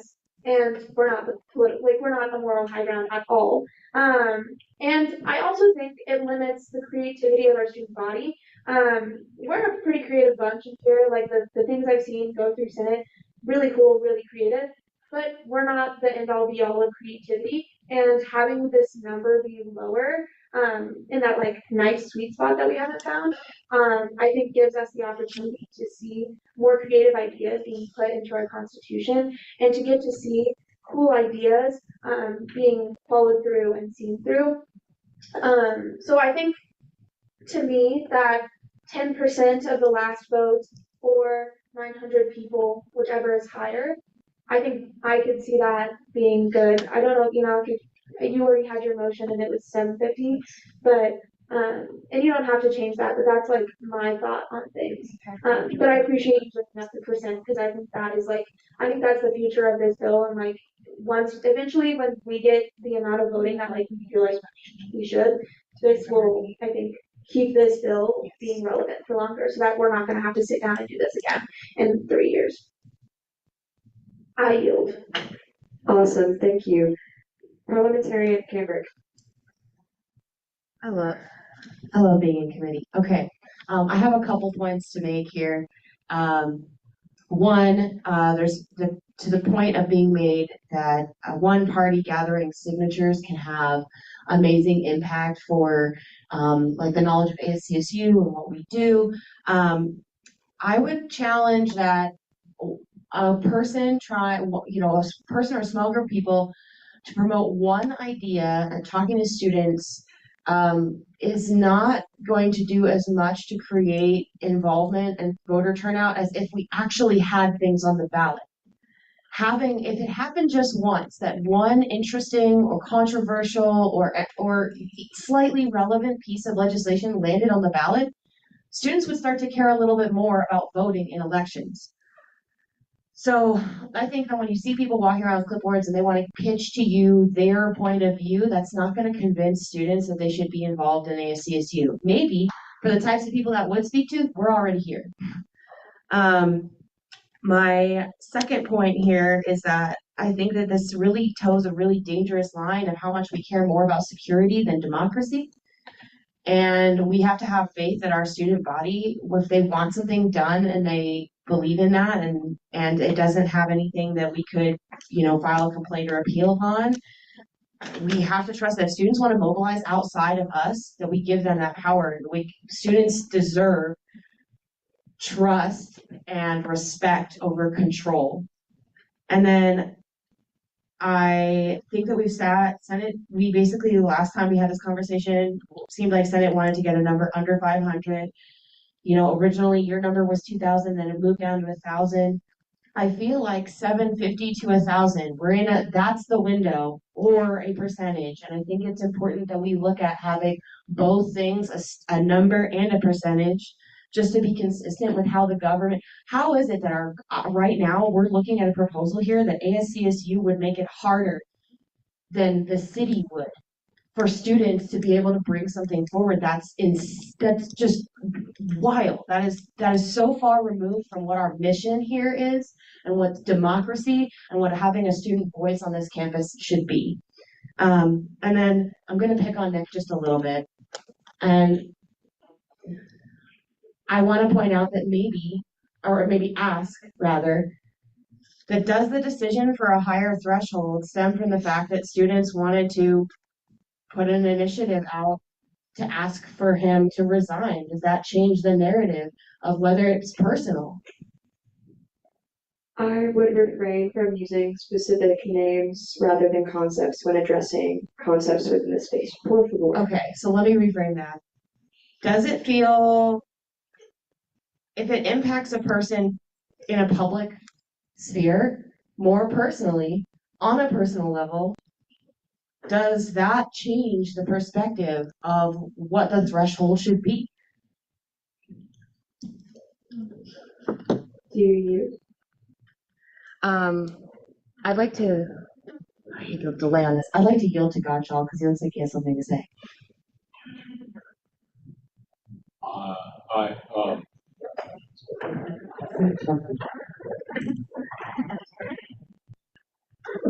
Hello, buddy. My name is Nelson Cox. Director of Public Relations for the Executive Cabinet. Super happy to be here. This is a very awesome conversation. Love hearing everybody's opinions. I think that one of the points that was brought up, one of the things that I was thinking about too is like, how do we look at security versus democracy? And I'm not speaking on behalf of anybody but myself here. But personally, I work on campaigns all the time. I do a lot of things. We're talking about like, what if somebody wants to bring an initiative to ASCSU that they can't get through the student body work? We're representatives of our constituents here, and we should be serving everybody that we represent. But also, what if somebody wants to bring something for misuse? I don't think that we should be using terms like such as like, oh, like as was just mentioned, I'm not sure exactly how I should phrase it, but like we should be talking about like if we want to get rid of somebody, because I could go out on the plaza and get 500, 750, 1,000, 1,500 signatures in a day. I promise. Like I can do that. That's literally my job. I do PR. I think that we should have like serious conversations about like how do we draw that threshold of like what percentage of the student body, like when we get them like assembled together, associated, like what do they put forward? When do we bring it into our space if enough people vote for it? I could get a lot of people together. I could get a lot of people to get any one of us in this room to resign. I'm not going to do that though, and I think that's a very poor example of how this piece of legislation would be used. We need to talk about like exactly what it means to have like something put forward to Senate, something passed, something moved forward if we're talking about the right type of stuff. But let's talk about like what really matters here. But not do like personal stuff about like getting people to resign, because I promise we could all do that to one another. That's not what it's going to be used for. But with that being said, I think it's super important to mention the fact that 750 people is like a large amount, but 750 people walk through the plaza every single day. You can get 750 sign a piece of paper. I'm president of a frat. I'm also president of 3 different student organizations. I've been president of 3 different student organizations at my time at CSU. I could get that many people to sign anything I want. We need to make people care, not just make people sign a piece of paper. With that being said, I would vote for a much higher number, maybe like 2,000. I think is like we should start taking ourselves seriously here. Like we're a very like put together student body. Let's start acting like it. You know, let's just we should be representative of the ideals that we encompass. I would say more. But sorry, one more thing. Just let's not talk about like getting rid of people. That's a little, I feel like, unfair. You back. Rajal, you back. You back. Okay. I just want to make it really clear. What I'm asking is, could there be a bias here because there were whisperings of a resolution in going in that direction? That's all that I was trying to say. I'm not saying that that's what the mechanism should ever be used for. I'm just saying that it could have a potential influence on how a person might form their opinion of what the threshold should be. That was all that I was trying to get from that. But I think that it's also important to note that, like, you know, you are a very well connected man, and that is amazing. But for some students who already feel like their voice isn't being heard, that's a lot to ask at 2000. All right, I think, yeah, okay, I'll yield. I think I'm gonna jump in real quick. Every one of our points, every one of our perspectives is fueled by bias. We don't, Hayden, correct me if I'm wrong, 750, 500, 2,000, whatever figure is an arbitrary number. We're working partially off of bias. That is a threat that's happened to someone before. That isn't necessarily conducive to our principles. Just keep in mind your own biases, everyone's biased. Anyways, we have a speakers list going. It's pretty long. We haven't gotten back to the motion.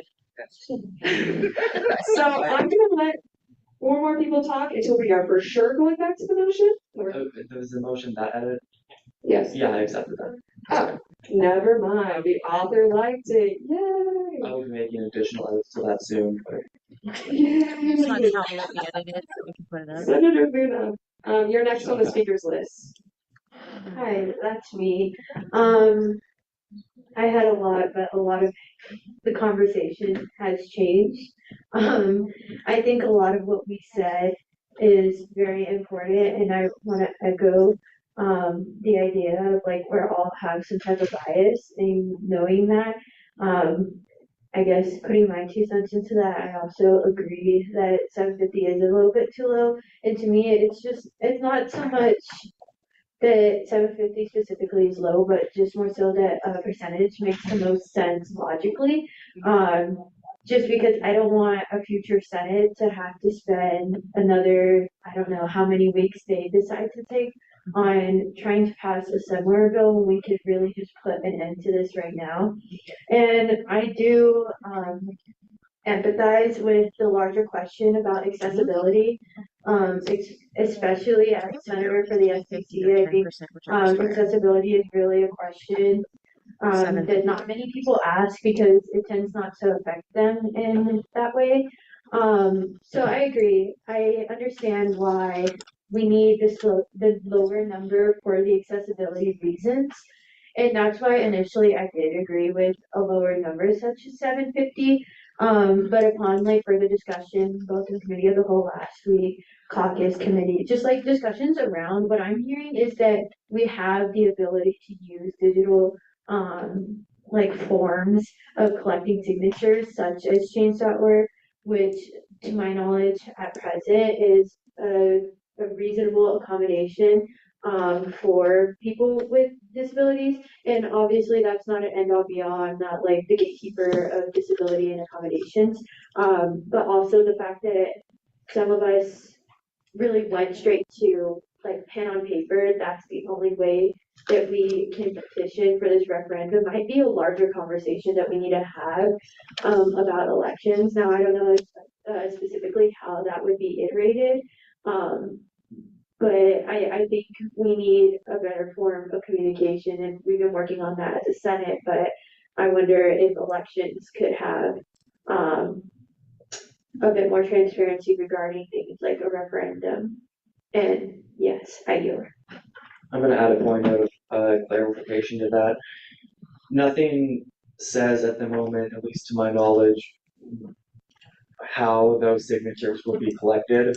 I would imagine that's something that the elections committee can decide once they get meeting, which I believe will be happening soon. Like we said today, that elections manager application closes soon. So nothing technically says that now, and so it's not set in stone that like a website petition would be able to do that. And so it might be we get an elections committee, and with this new legislation, they would say, oh, this is how this is going to look like with the elections. So nothing specifically says that now is my point. And so once they make that committee, should they not include any information protecting the utilization of an electronic service? One could, in theory, amend the elections code with the approval of the elections manager to include that safeguard accommodation. So I've sent it to a couple of people now. I have an additional Lex that I started working after last week's session, dealing with some of the issues that people seem to see with this and specifying some things, and so that would be something that we can definitely look at with that, of how petitions can be collected. Okay, yeah, for sure. That was a very productive conversation. I would love if you could send that to me as well. I do. Thank you. Oh my goodness. Thank you, Chair Snyder.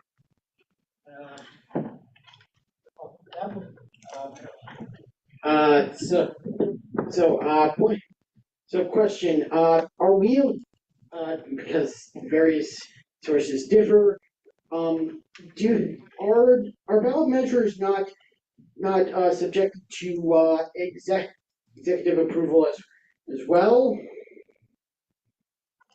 Because if they are, then there are systems in place of just our systems in place from just from just outlandish bills being passed through ballot initiatives.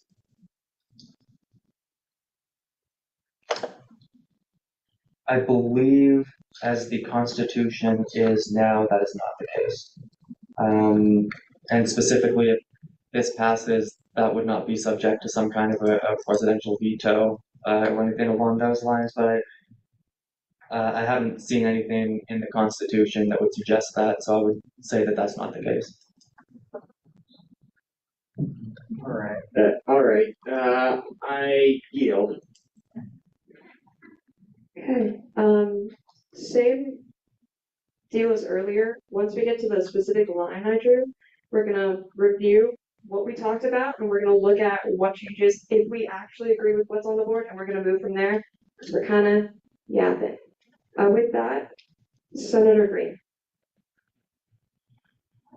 Hi, I have a crazy idea, you guys. So what if we created a sort of Google form where people could put their ideas for the Senate to, create, or for ASCSU to go with? And hi, Brooke. Hi. I did that last year. Did you? With my constituency, yeah. I sent out a Google form in the email. Cole knows about it. Who else knows about it? Fiona knows about it. Max knows about it. Woo!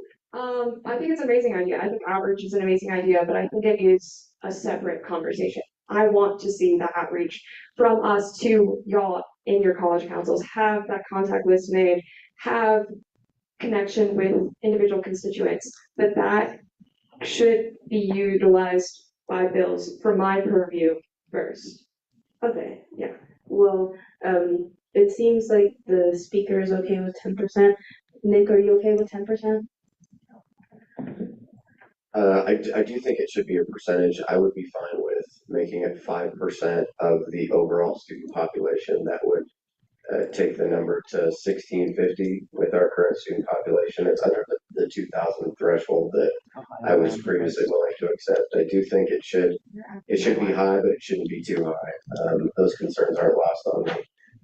So I think maybe if you would amend the language there to say 5% of the overall student population, or 5% of ASCSU, which is the same thing, I would sign it tonight if it was 5%. Okay, and should I call you Nick or President DeSalvo? I'm so sorry. I've been called a lot worse than either, so. President, we should be using all of our formal titles as chair, speaker, president, DeSalvo, all that. Okay, sorry, I've been saying Nick, I'm sorry. Can I motion to put 5% of ASCSU on there? Do I, instead of the 750? I hear a second. Do I hear any dissent to this motion? Okay.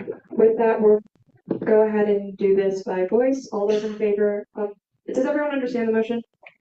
Head nods, head nods, head nods. Can I ask? Yes. Would that contradict the motion that we haven't voted on already, though? That was accepted. Okay. Just kidding. Chair Davis, do you still have a question? For informational purposes, I think I did some math, but 10% of the previous election's voter turnout is 374. Makes is 1650 numbers wise. I think the proposal wasn't the voting population, it was the overall population. Yeah.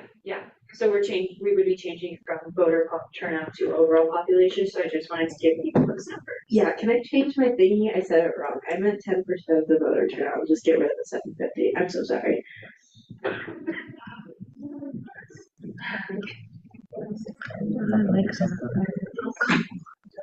Hayden, do you accept that?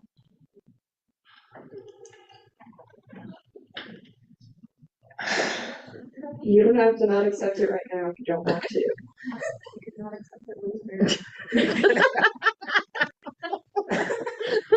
I would be hesitant to accept that. I think going back to some of the discussion that we had last week, I would like to have a specific number set in this of what it is, but I would be open to having an alternative option like Senator Monti suggested.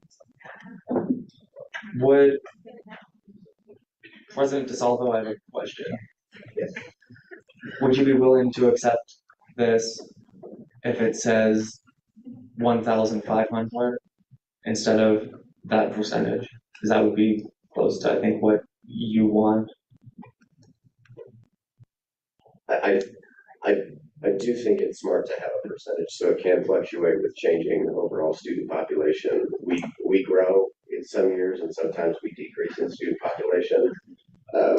I don't know what the future holds, but there's supposed to be a lot of liberal arts universities on the East Coast that are going to consolidate, and it's very likely that those students will gravitate to CSU.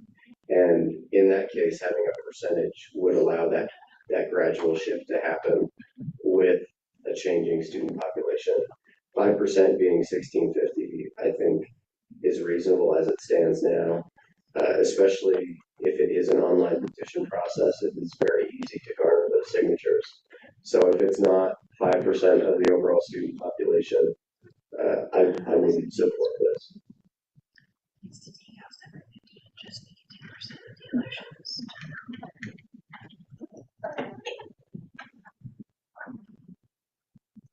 Who yielded to Nick? Oh. Was that? Yeah. Okay, yeah. President DeSalvo. Mr. President DeSalvo. Or we'll just have to call him Nikki D. We're either going completely informal or formal, but we can't go back and forth. We're praying for Nikki D upon Nick DeSalvo, President DeSalvo's request. Moving forward, are you done with your questioning? I mean, I had a point of discussion I've been meaning to add, but There's one person in front of you, Chair Frisky. Yes. I was gonna combust. Okay, so one of the things we're doing a lot of talking at each other, but here's what. Let me put this on the floor. I might be solving the doomsday idea. So if that does go through to judicial, they have to create. Thank you, Brooke. They have to create a reason why they would say no to it, right? Wouldn't that violate the principles of community? Or whatever that, am I using the right term? I don't know. Wouldn't that violate something because it's discriminatory? Then it would make it that it wouldn't go on the ballot. I don't know if anyone here is from judicial that would speak to that. Do we have anyone in Cool. Okay. So would that be a way, because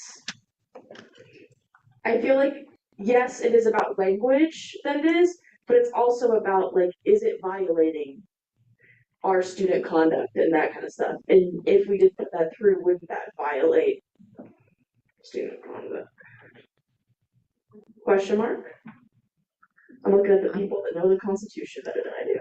that's something that could definitely be appealed to judicial if something like that happened, on whether or not they would think that is. I can't speak to that, obviously, I'm not on judicial, so I think that's something that they can take if that came up. Is this something, I don't want to postpone this again, I don't. But is this something that we need judicial here for them to give their perspective as far as if that is something that is even in the realm of possibility that this would even. Funnily enough, we have a system of asking judicial for their opinions. Right. I think we should utilize it. We can work towards that as a separate question, separate from this legislation, if that is agreeable. Okay, yeah, that works. Yeah. Because like, as I'm thinking about it, it feels like the doomsday question might not become a reality because of that. But I also am not non-judicial, so yeah. I yield. Awesome. And because this is where I drew my funny line, I just want to review kind of what we've been talking about. The majority of everyone who's talked has proposed something above 750. We want to look at changing this legislation. Our focus is the number and getting it through this body tonight. With that, Speaker Taylor. I saw a hand in the back. Do you want to? I'll yield to you.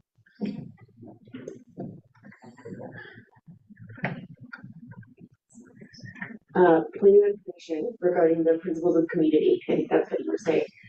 Intentionally, when they were created, they are not intended to be policy.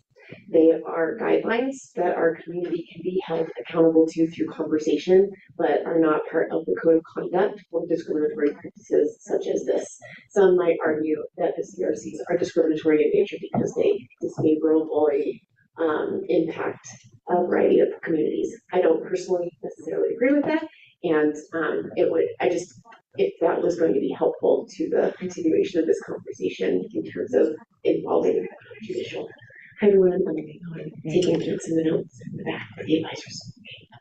I yield. Thank you. Okay, so this is a point that I wanted to make now for a little bit. Focusing back on the specific amount of signatures, I would just like to say that I believe that getting. I don't think at this time I'd be willing to accept an edit of 2,000, and I would be hesitant to accept 1,500 because I think that's just a lot. When we look at student engagement with ASCSU elections, that's a lot. And when you look too at student engagement and some of why I think this is student engagement with specific issues and candidates, and I'm looking at the amount of votes that I've gotten in my elections. So in my first election, I got just over 1,000 votes, and in my second election, I got about 1,700 votes. And I think President DeSalvo, you had about the same amount in that last election. And I don't have. I mean, we both had teams of people campaigning, and I busted my ass for 2.5 weeks. And the fact that spending that amount of time doing all that I did, and I would imagine that it's the same with you, coming up with 1,700 students who felt passionately enough to even get onto the website and submit a vote is, I think, telling in this situation. And so I think that having that amount needed to even get something onto the ballot, let alone to get it passed, I would be hesitant to accept that. I yield. Guys, sorry. Folks and peoples. Crazy, hold on. Wild idea. What if we did a secret ballot? We had an option of like a couple of numbers. We counted them up. We knew how everyone felt, and we went from there. And then we have numbers that are tangible. Cool? Does that sound cool? Can we vote on it? Any thoughts? You look scared? If I could just do a point of information real quick. The elections period where you campaign is 2 weeks long. As it is stated in the elections code, the time frame you'd have to collect petition signatures is 2 months. So the amount of people you can reach in 2 weeks versus 2 months are very, very different things. And I don't want to treat this as like a discussion point because it isn't, but again, there are certain organizations on campus that have consolidated large groups of people, and it only takes going to a handful of those meetings, putting a QR code up on the screen and asking them to scan it, in getting something put onto the ballot for the election. I promise after this, I will shut up. Thank you. You're an expert source. You don't have to shut up. You're appreciated. Can I second your motion from before? You sure can. Oh boy, I second it. Do I hear any dissent? Dissent. Okay. Listen, I'll say my piece.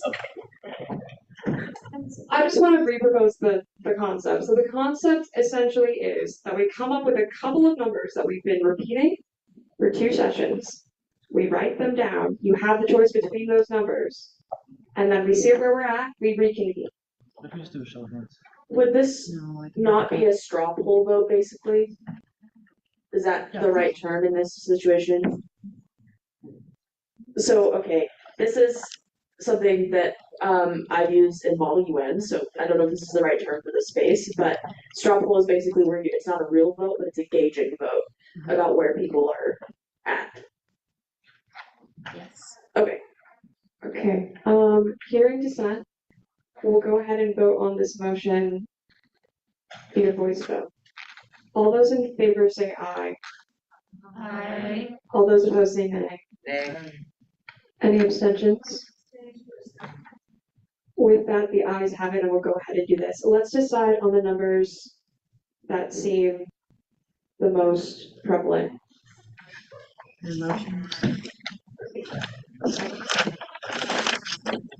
Maybe increments of 250, beginning at 750, going up to 2,000. I would recommend a motion for each number people want to put in, so you have to make a motion. Can someone motion for recess? I motion for 5-minute recess. Seconded. Do I hear any dissent? Hearing none, we enter a 5-minute period of recess. Thank you. Leslie DeSalvo, can you go to the front, please? I can't forget to motion about that. It's okay, I went to D. Okay. That's been stressing me out for the past however long we've been there. An hour and a half.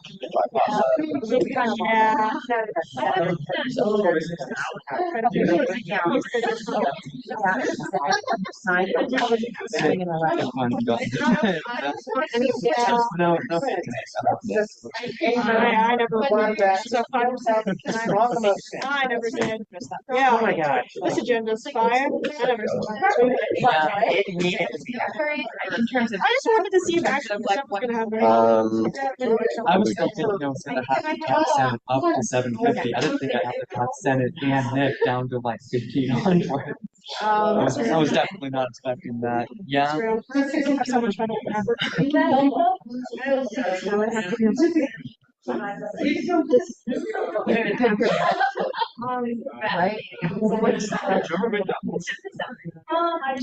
You're on this. Oh, yeah. If there's gonna be some. No, that makes sense. No, I was thinking like. You still. I Yeah. I don't. I was just like. Honestly, Oh. whatever works for me. No, it didn't. Oh my God. Where did I? I need a number. I'm gonna stick one. Okay.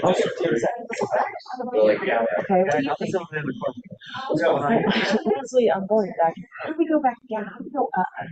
But I don't know. I'm in mute. Hold on. I feel. Fiona, you're doing great. Thank you. Fiona, I feel like. My gut said like 1,750, whatever. But I don't want what number.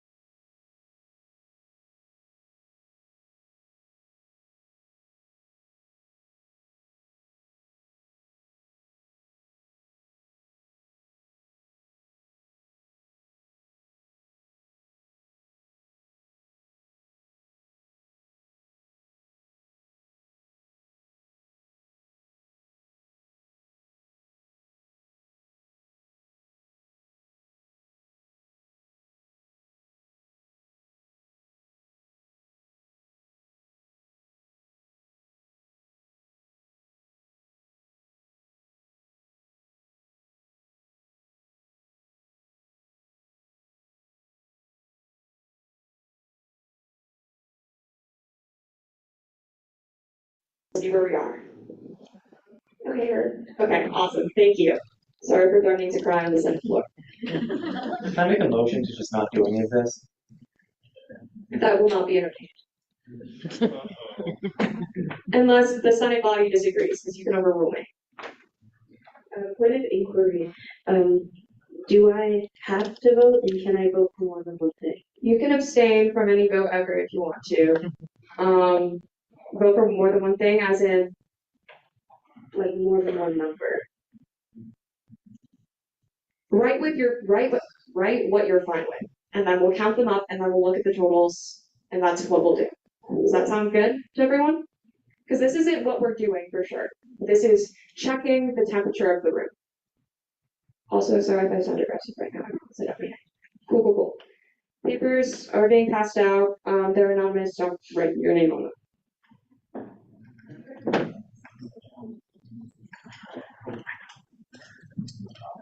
Okay, can we clarify that it is a number or a percentage, just one of either category or one of each? I'm seeing what everyone agrees with. So they can put whatever number, we're gonna count the totals. It's not one per person. Unless that's what you want. Do we want one percentage and one number? Thumbs up if that's what you want. I feel like it'd be easier. Okay, one percentage and one number is what you're writing down on the piece of paper. Yay!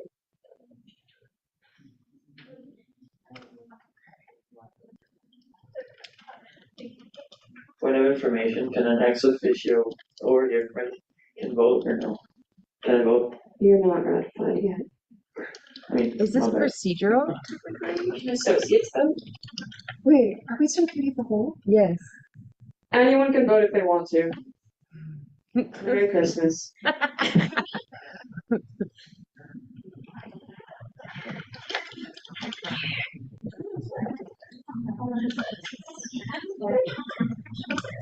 You're doing great. You might want to go on Saturday, go to our okay. Thank you.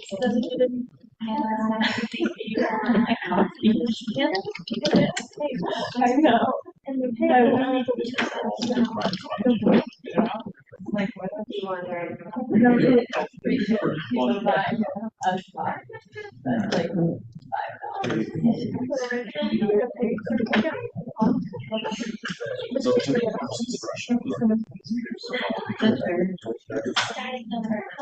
Like no solid number.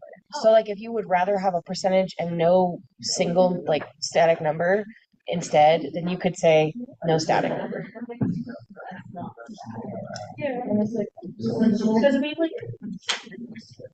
Okay, just for clarification here. If you select no static number, it's because you only want to see a percentage. If you say no percentage, it's because you only want to see a static number. Does that make sense? Cool.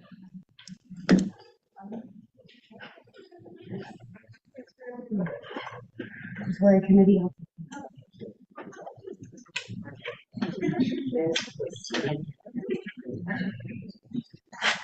Yes. Hayden? We're a committee. You want to vote? I was just gonna make an edit to the bill, like I said, but so now. They can. They don't have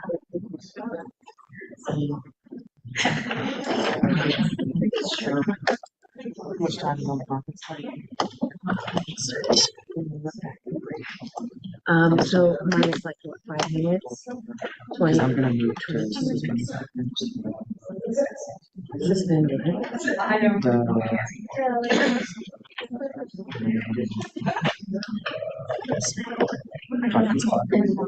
Okay. Oh shit. I guess this time tomorrow we have a application we have to get.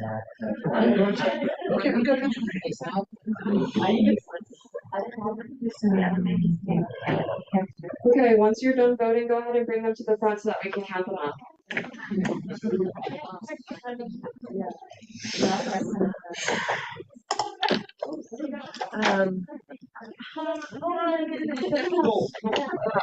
So I'll show you my notes.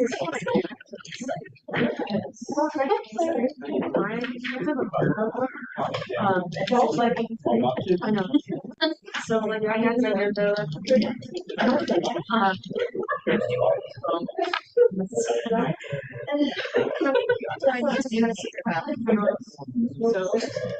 like that count in the votes. I'm not sure. Yeah. Thank you. And we also have our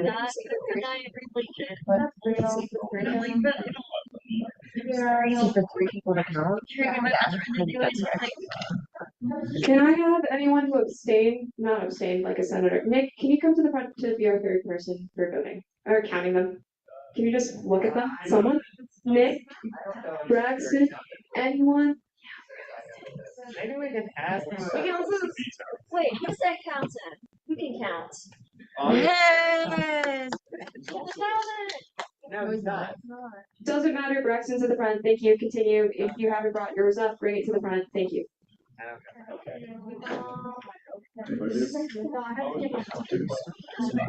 We also have an online vote. Am I right? I have one on the floor. So okay, so I guess like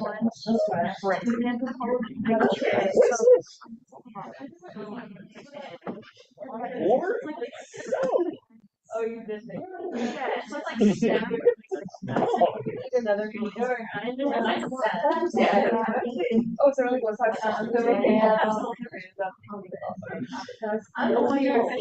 Yeah. Like why? Over here. And I was like,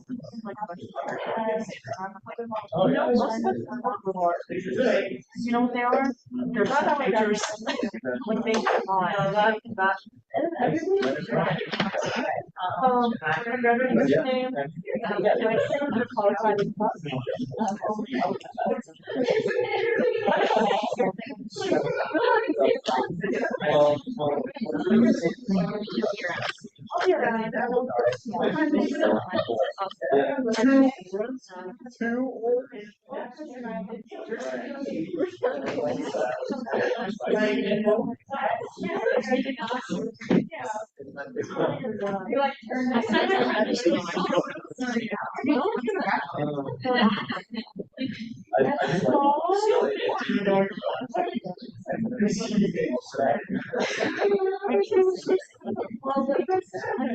Well, I guess it was me, I'll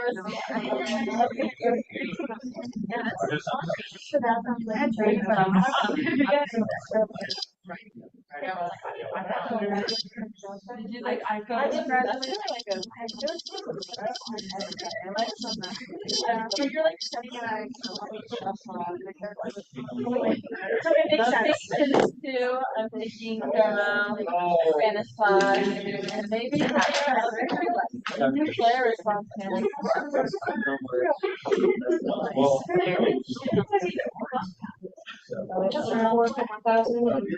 Sports time.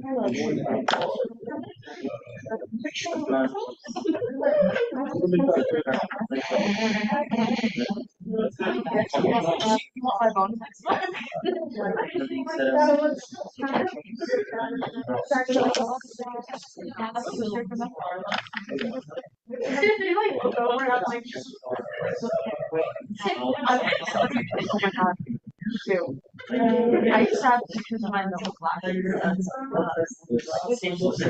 I was always like, okay, we're doing picture card.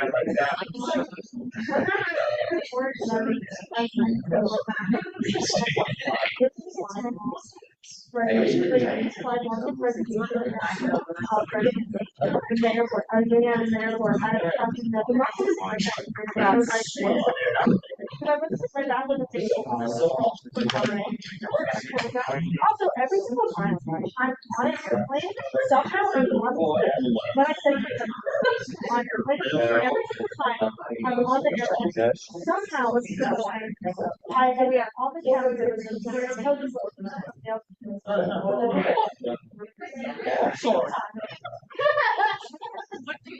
Yeah.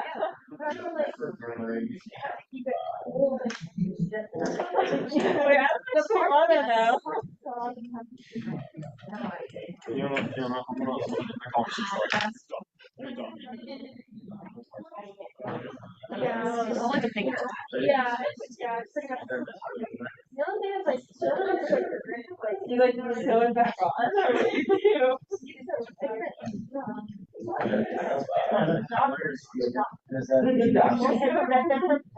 So yeah.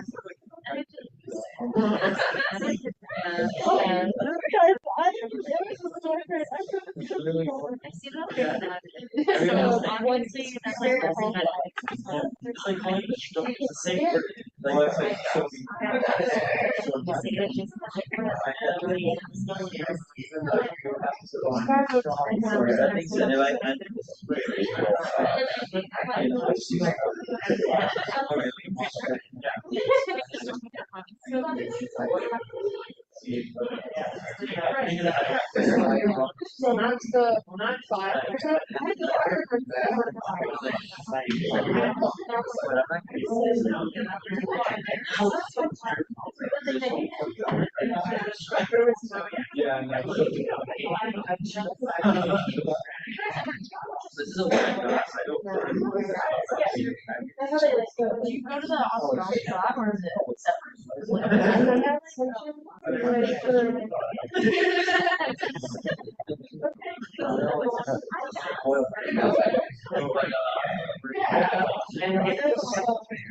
Right.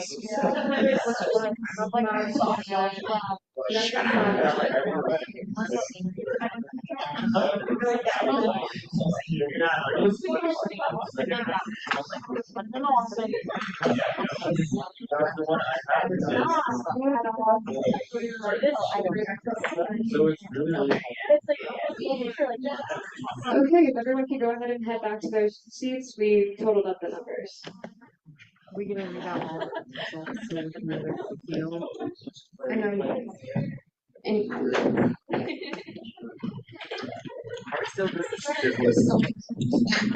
No. Sorry. Okay, so numbers. I'm gonna read through them and then I'm gonna review what was the most for each. So we had 9 votes for 1,500, 4 votes for 1,000, 4 for 900, and 1 for 750, and 1 abstention.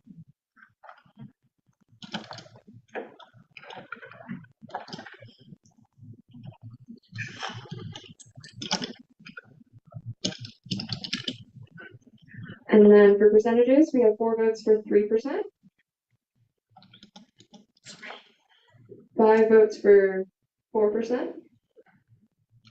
Wait, 5 for 4? Yes. Okay. And then 9 for 5%. And then 5 for 30%.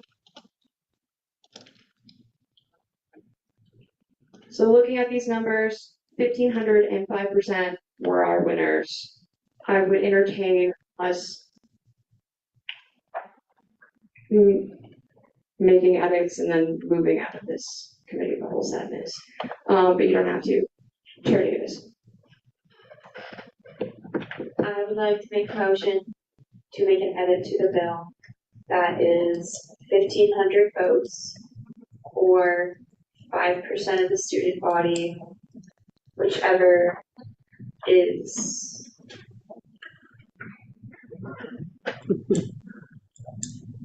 I will yield.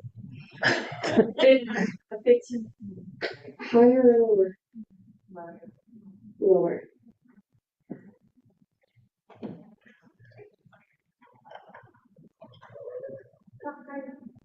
Lower. Or wait. 1,500 votes or 5% of the student body, whichever one is. Could we just have an or? No. I'll say whichever one is higher and let the rest of the body move forward with that decision. point of, As in, when you write that in the thing, so that whichever one is higher is what they need to gather with the signatures. I'll just add a point of information. I think I've decided what I'm willing to accept, and so we could just have a motion to rise out of committee of the whole, and then we can get back to the bill and the question at hand. Senator Renzi. I've been waiting for this.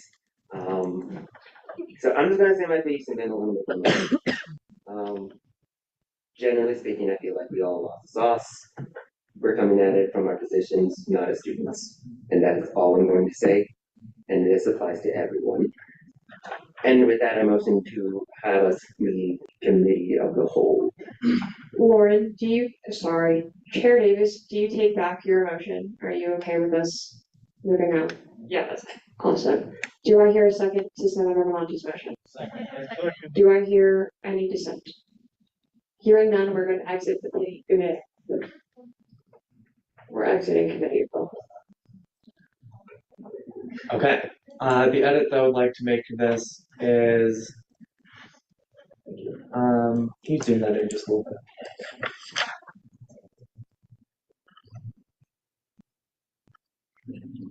Okay.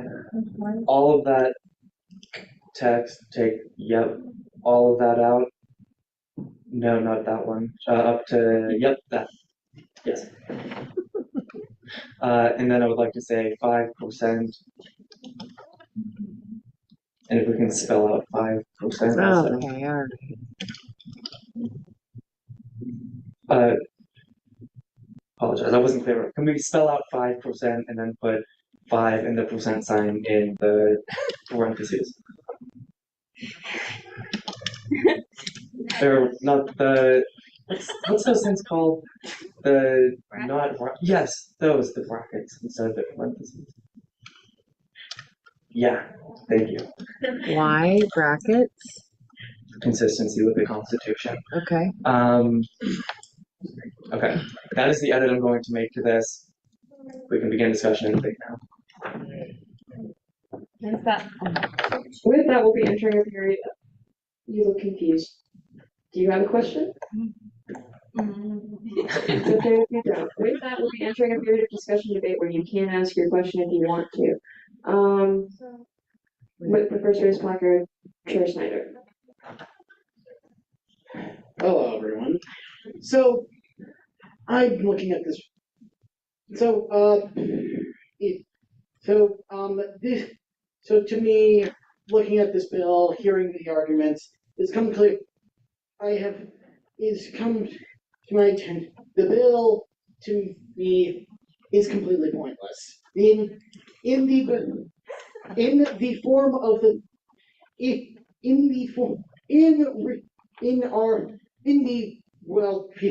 in the state at large ballot initiatives are written by interest groups and personnel that believe that know how the bill writing process is done. From where it seems is that a lot of members of the general student population may not have the knowledge to write a bill for a ballot initiative, and as such, this would make not a lot of people go and create these bills that everyone might be so worried about. And also, we have judicial review. So for this, it seems that from where it stands, the bill failing will lose nothing. The bill passing will gain nothing. And I motion to previous question because the answers both lead to nothing. Do I hear a second to that motion? Hearing none, this motion doesn't pass. Senator Johnson. I mean, yeah, we severely got lost in that sauce. I mean, and not to get us read back into that sauce. I'd like to publicly apologize on this one. I mean, why do we even have a number? Like, I don't know. That's where I'm sort of at. I was a fan of 4%. It doesn't really matter now. I don't think we should have the number because I think whatever the student population is at 5%, I think that honors the goal of this. And I think or 1,500 below. I know, hey, I know. So we don't have to do anything with that. That's just my opinion. We don't have to change anything. I just don't see the point in having a number. If somebody's like willing to like educate me on that, go for it. And or we can just stop giving ourselves a headache and just be done. I think the point of the two different numbers is to have a consistent number to give students like consistency, but also there's one that reflects the growing student body. That helps it all. With that, Associate Senator Blade. This is just kind of a general thing I thought of with this bill. If it does pass, could we make it like a requirement of sorts to have it for if people present bills to have it written as so, but also have it in simple text. I feel like if we have it also available in simple text, we can increase accessibility for people who aren't very educated in like political things like this, and also it would also possibly help us with engagement even more because I feel like a lot of people don't vote because they don't understand what they're reading or they go to someone else who they trust in what they're saying the bill is saying, and I feel like just having it be required or kind of strongly suggested to have plain simple text would help also a lot of people and help with engagement. I yield. Awesome. That would be an amazing additional piece of legislation, but I do want us to stay locked in. Fully locked in. We're getting this done tonight. It's going to be wonderful. Senator Luna. Hi, echoing me to be locked in. As I begin to not be locked in.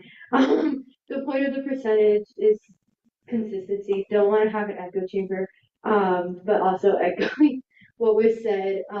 The general consensus throughout this night and multiple nights before is that there's like this communication inconsistency about like what is the percentage or how do you make a referendum? Like students don't know these things, and the simple answer is putting it on the ASCSU website, which to my knowledge, Speaker Taylor is writing some legislation. We could be writing some more legislation. I don't think this bill in specific is so useless, although I understand like the reason why it might be deemed useless just because we've been here for so long and it just like feels like we did nothing. But we need that number for consistency. And I feel like we're getting lost in the sauce. So I'm gonna motion the previous question and pray. Do I hear a second to that motion? Do I hear any dissent?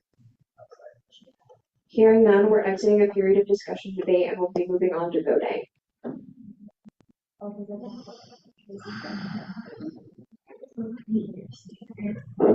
Madam Speaker, I would like to make a motion to do this vote by placard vote. Do I hear a second to that motion? Do I hear any dissent? Hearing none, we'll go ahead and vote on this by placard.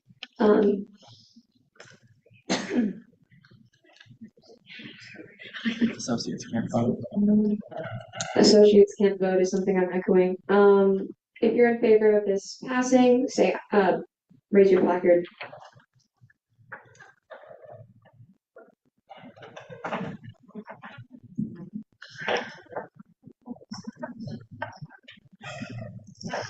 You can go ahead and put them down. If you're voting now, raise your placard. Oh, voting now?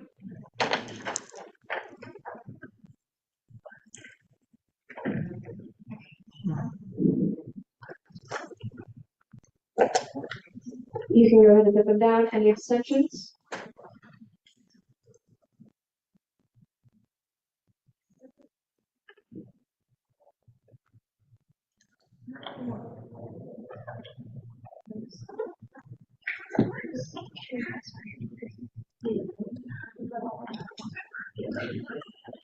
What? With a count of 9, 3-6, this passes.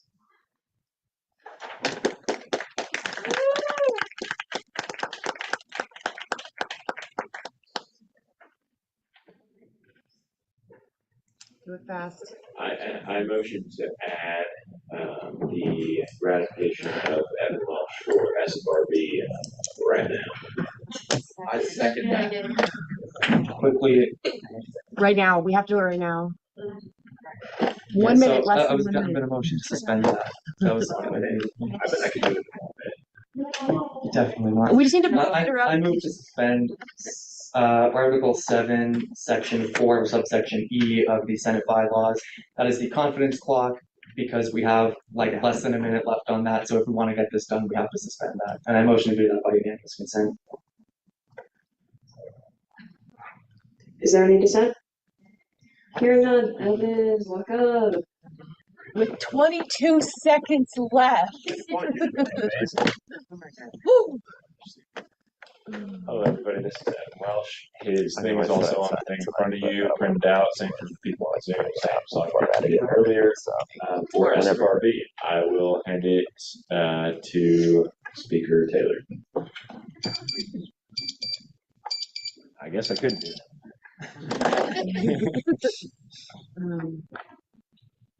Did you say what you wanted to say? Did you say what you want? Okay.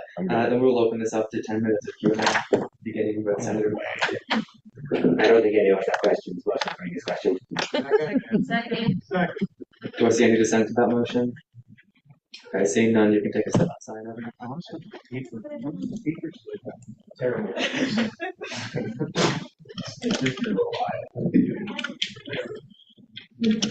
And we'll begin 10 minutes of discussion and debate with Senator Winnie.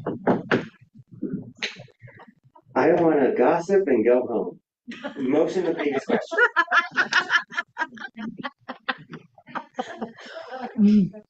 Does that motion have a second? Do I see any dissent to that motion? Okay, seeing none, we'll move into voting. Chair Davis. Motion to approve this candidate. Do I see any dissent to that motion? Seeing none, this candidate is accepted with unanimous consent.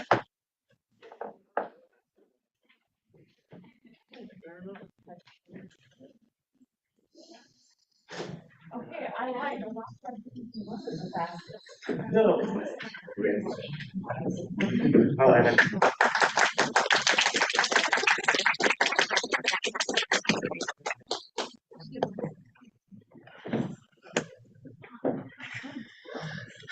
Remember the court?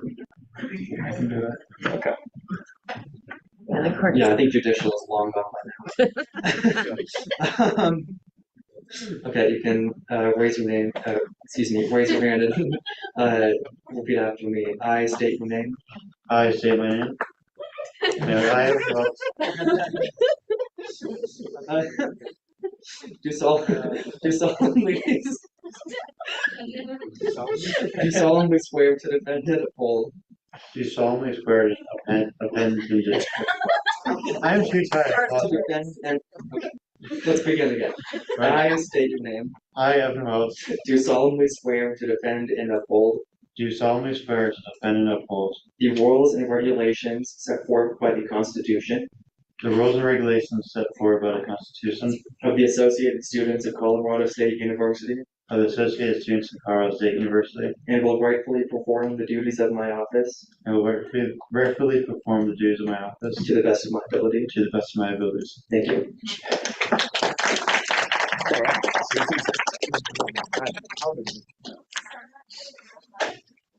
Yeah. Chairperson. I motion to table everything on the agenda left for next week since we suspended the confidence clock. Correct? So I motion to table everything. Do I see any dissent to that motion? Dissent. Okay. Then we will do this by a voice vote. All those in favor of tabling all of this until Point of information, Johnson, why do you want that? Thank you. Yeah. Thank you very much for asking. Sorry, we just have one senator, ex officio that needs to be sworn in real quick since we were on the subject of swearing in. If that's okay. Is that a motion to put that on the agenda? then? Yes, please. Do I see any dissent to the motion to add swearing in of one senator onto the agenda? Dissent. Oh my God. Okay, then we will do this by a voice vote. All those in favor of putting the swearing in of one senator onto the agenda, please say aye. Aye. Those opposed say nay. Any abstentions? Abstain. Okay, this passes and this will be put onto the agenda.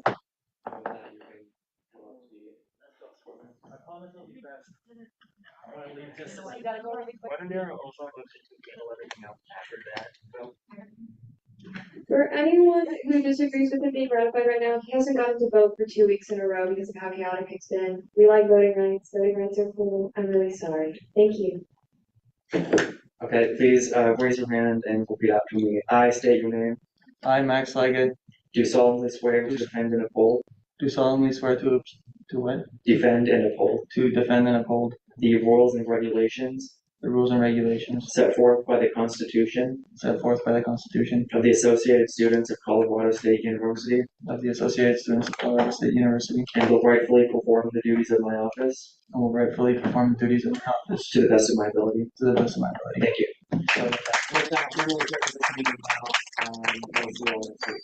Guys, just so you know, primary recruitment for sororities is happening this weekend on campus.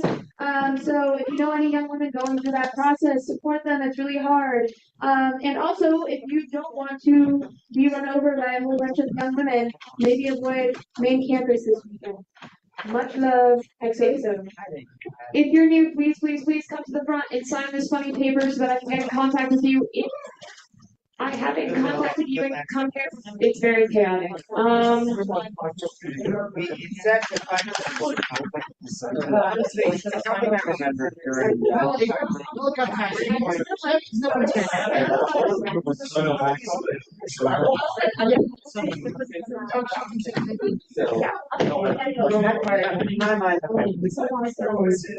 And that does.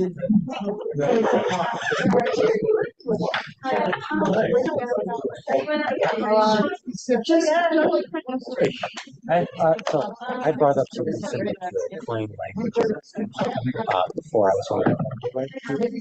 Yes. Yeah. So, let me know what that looks like.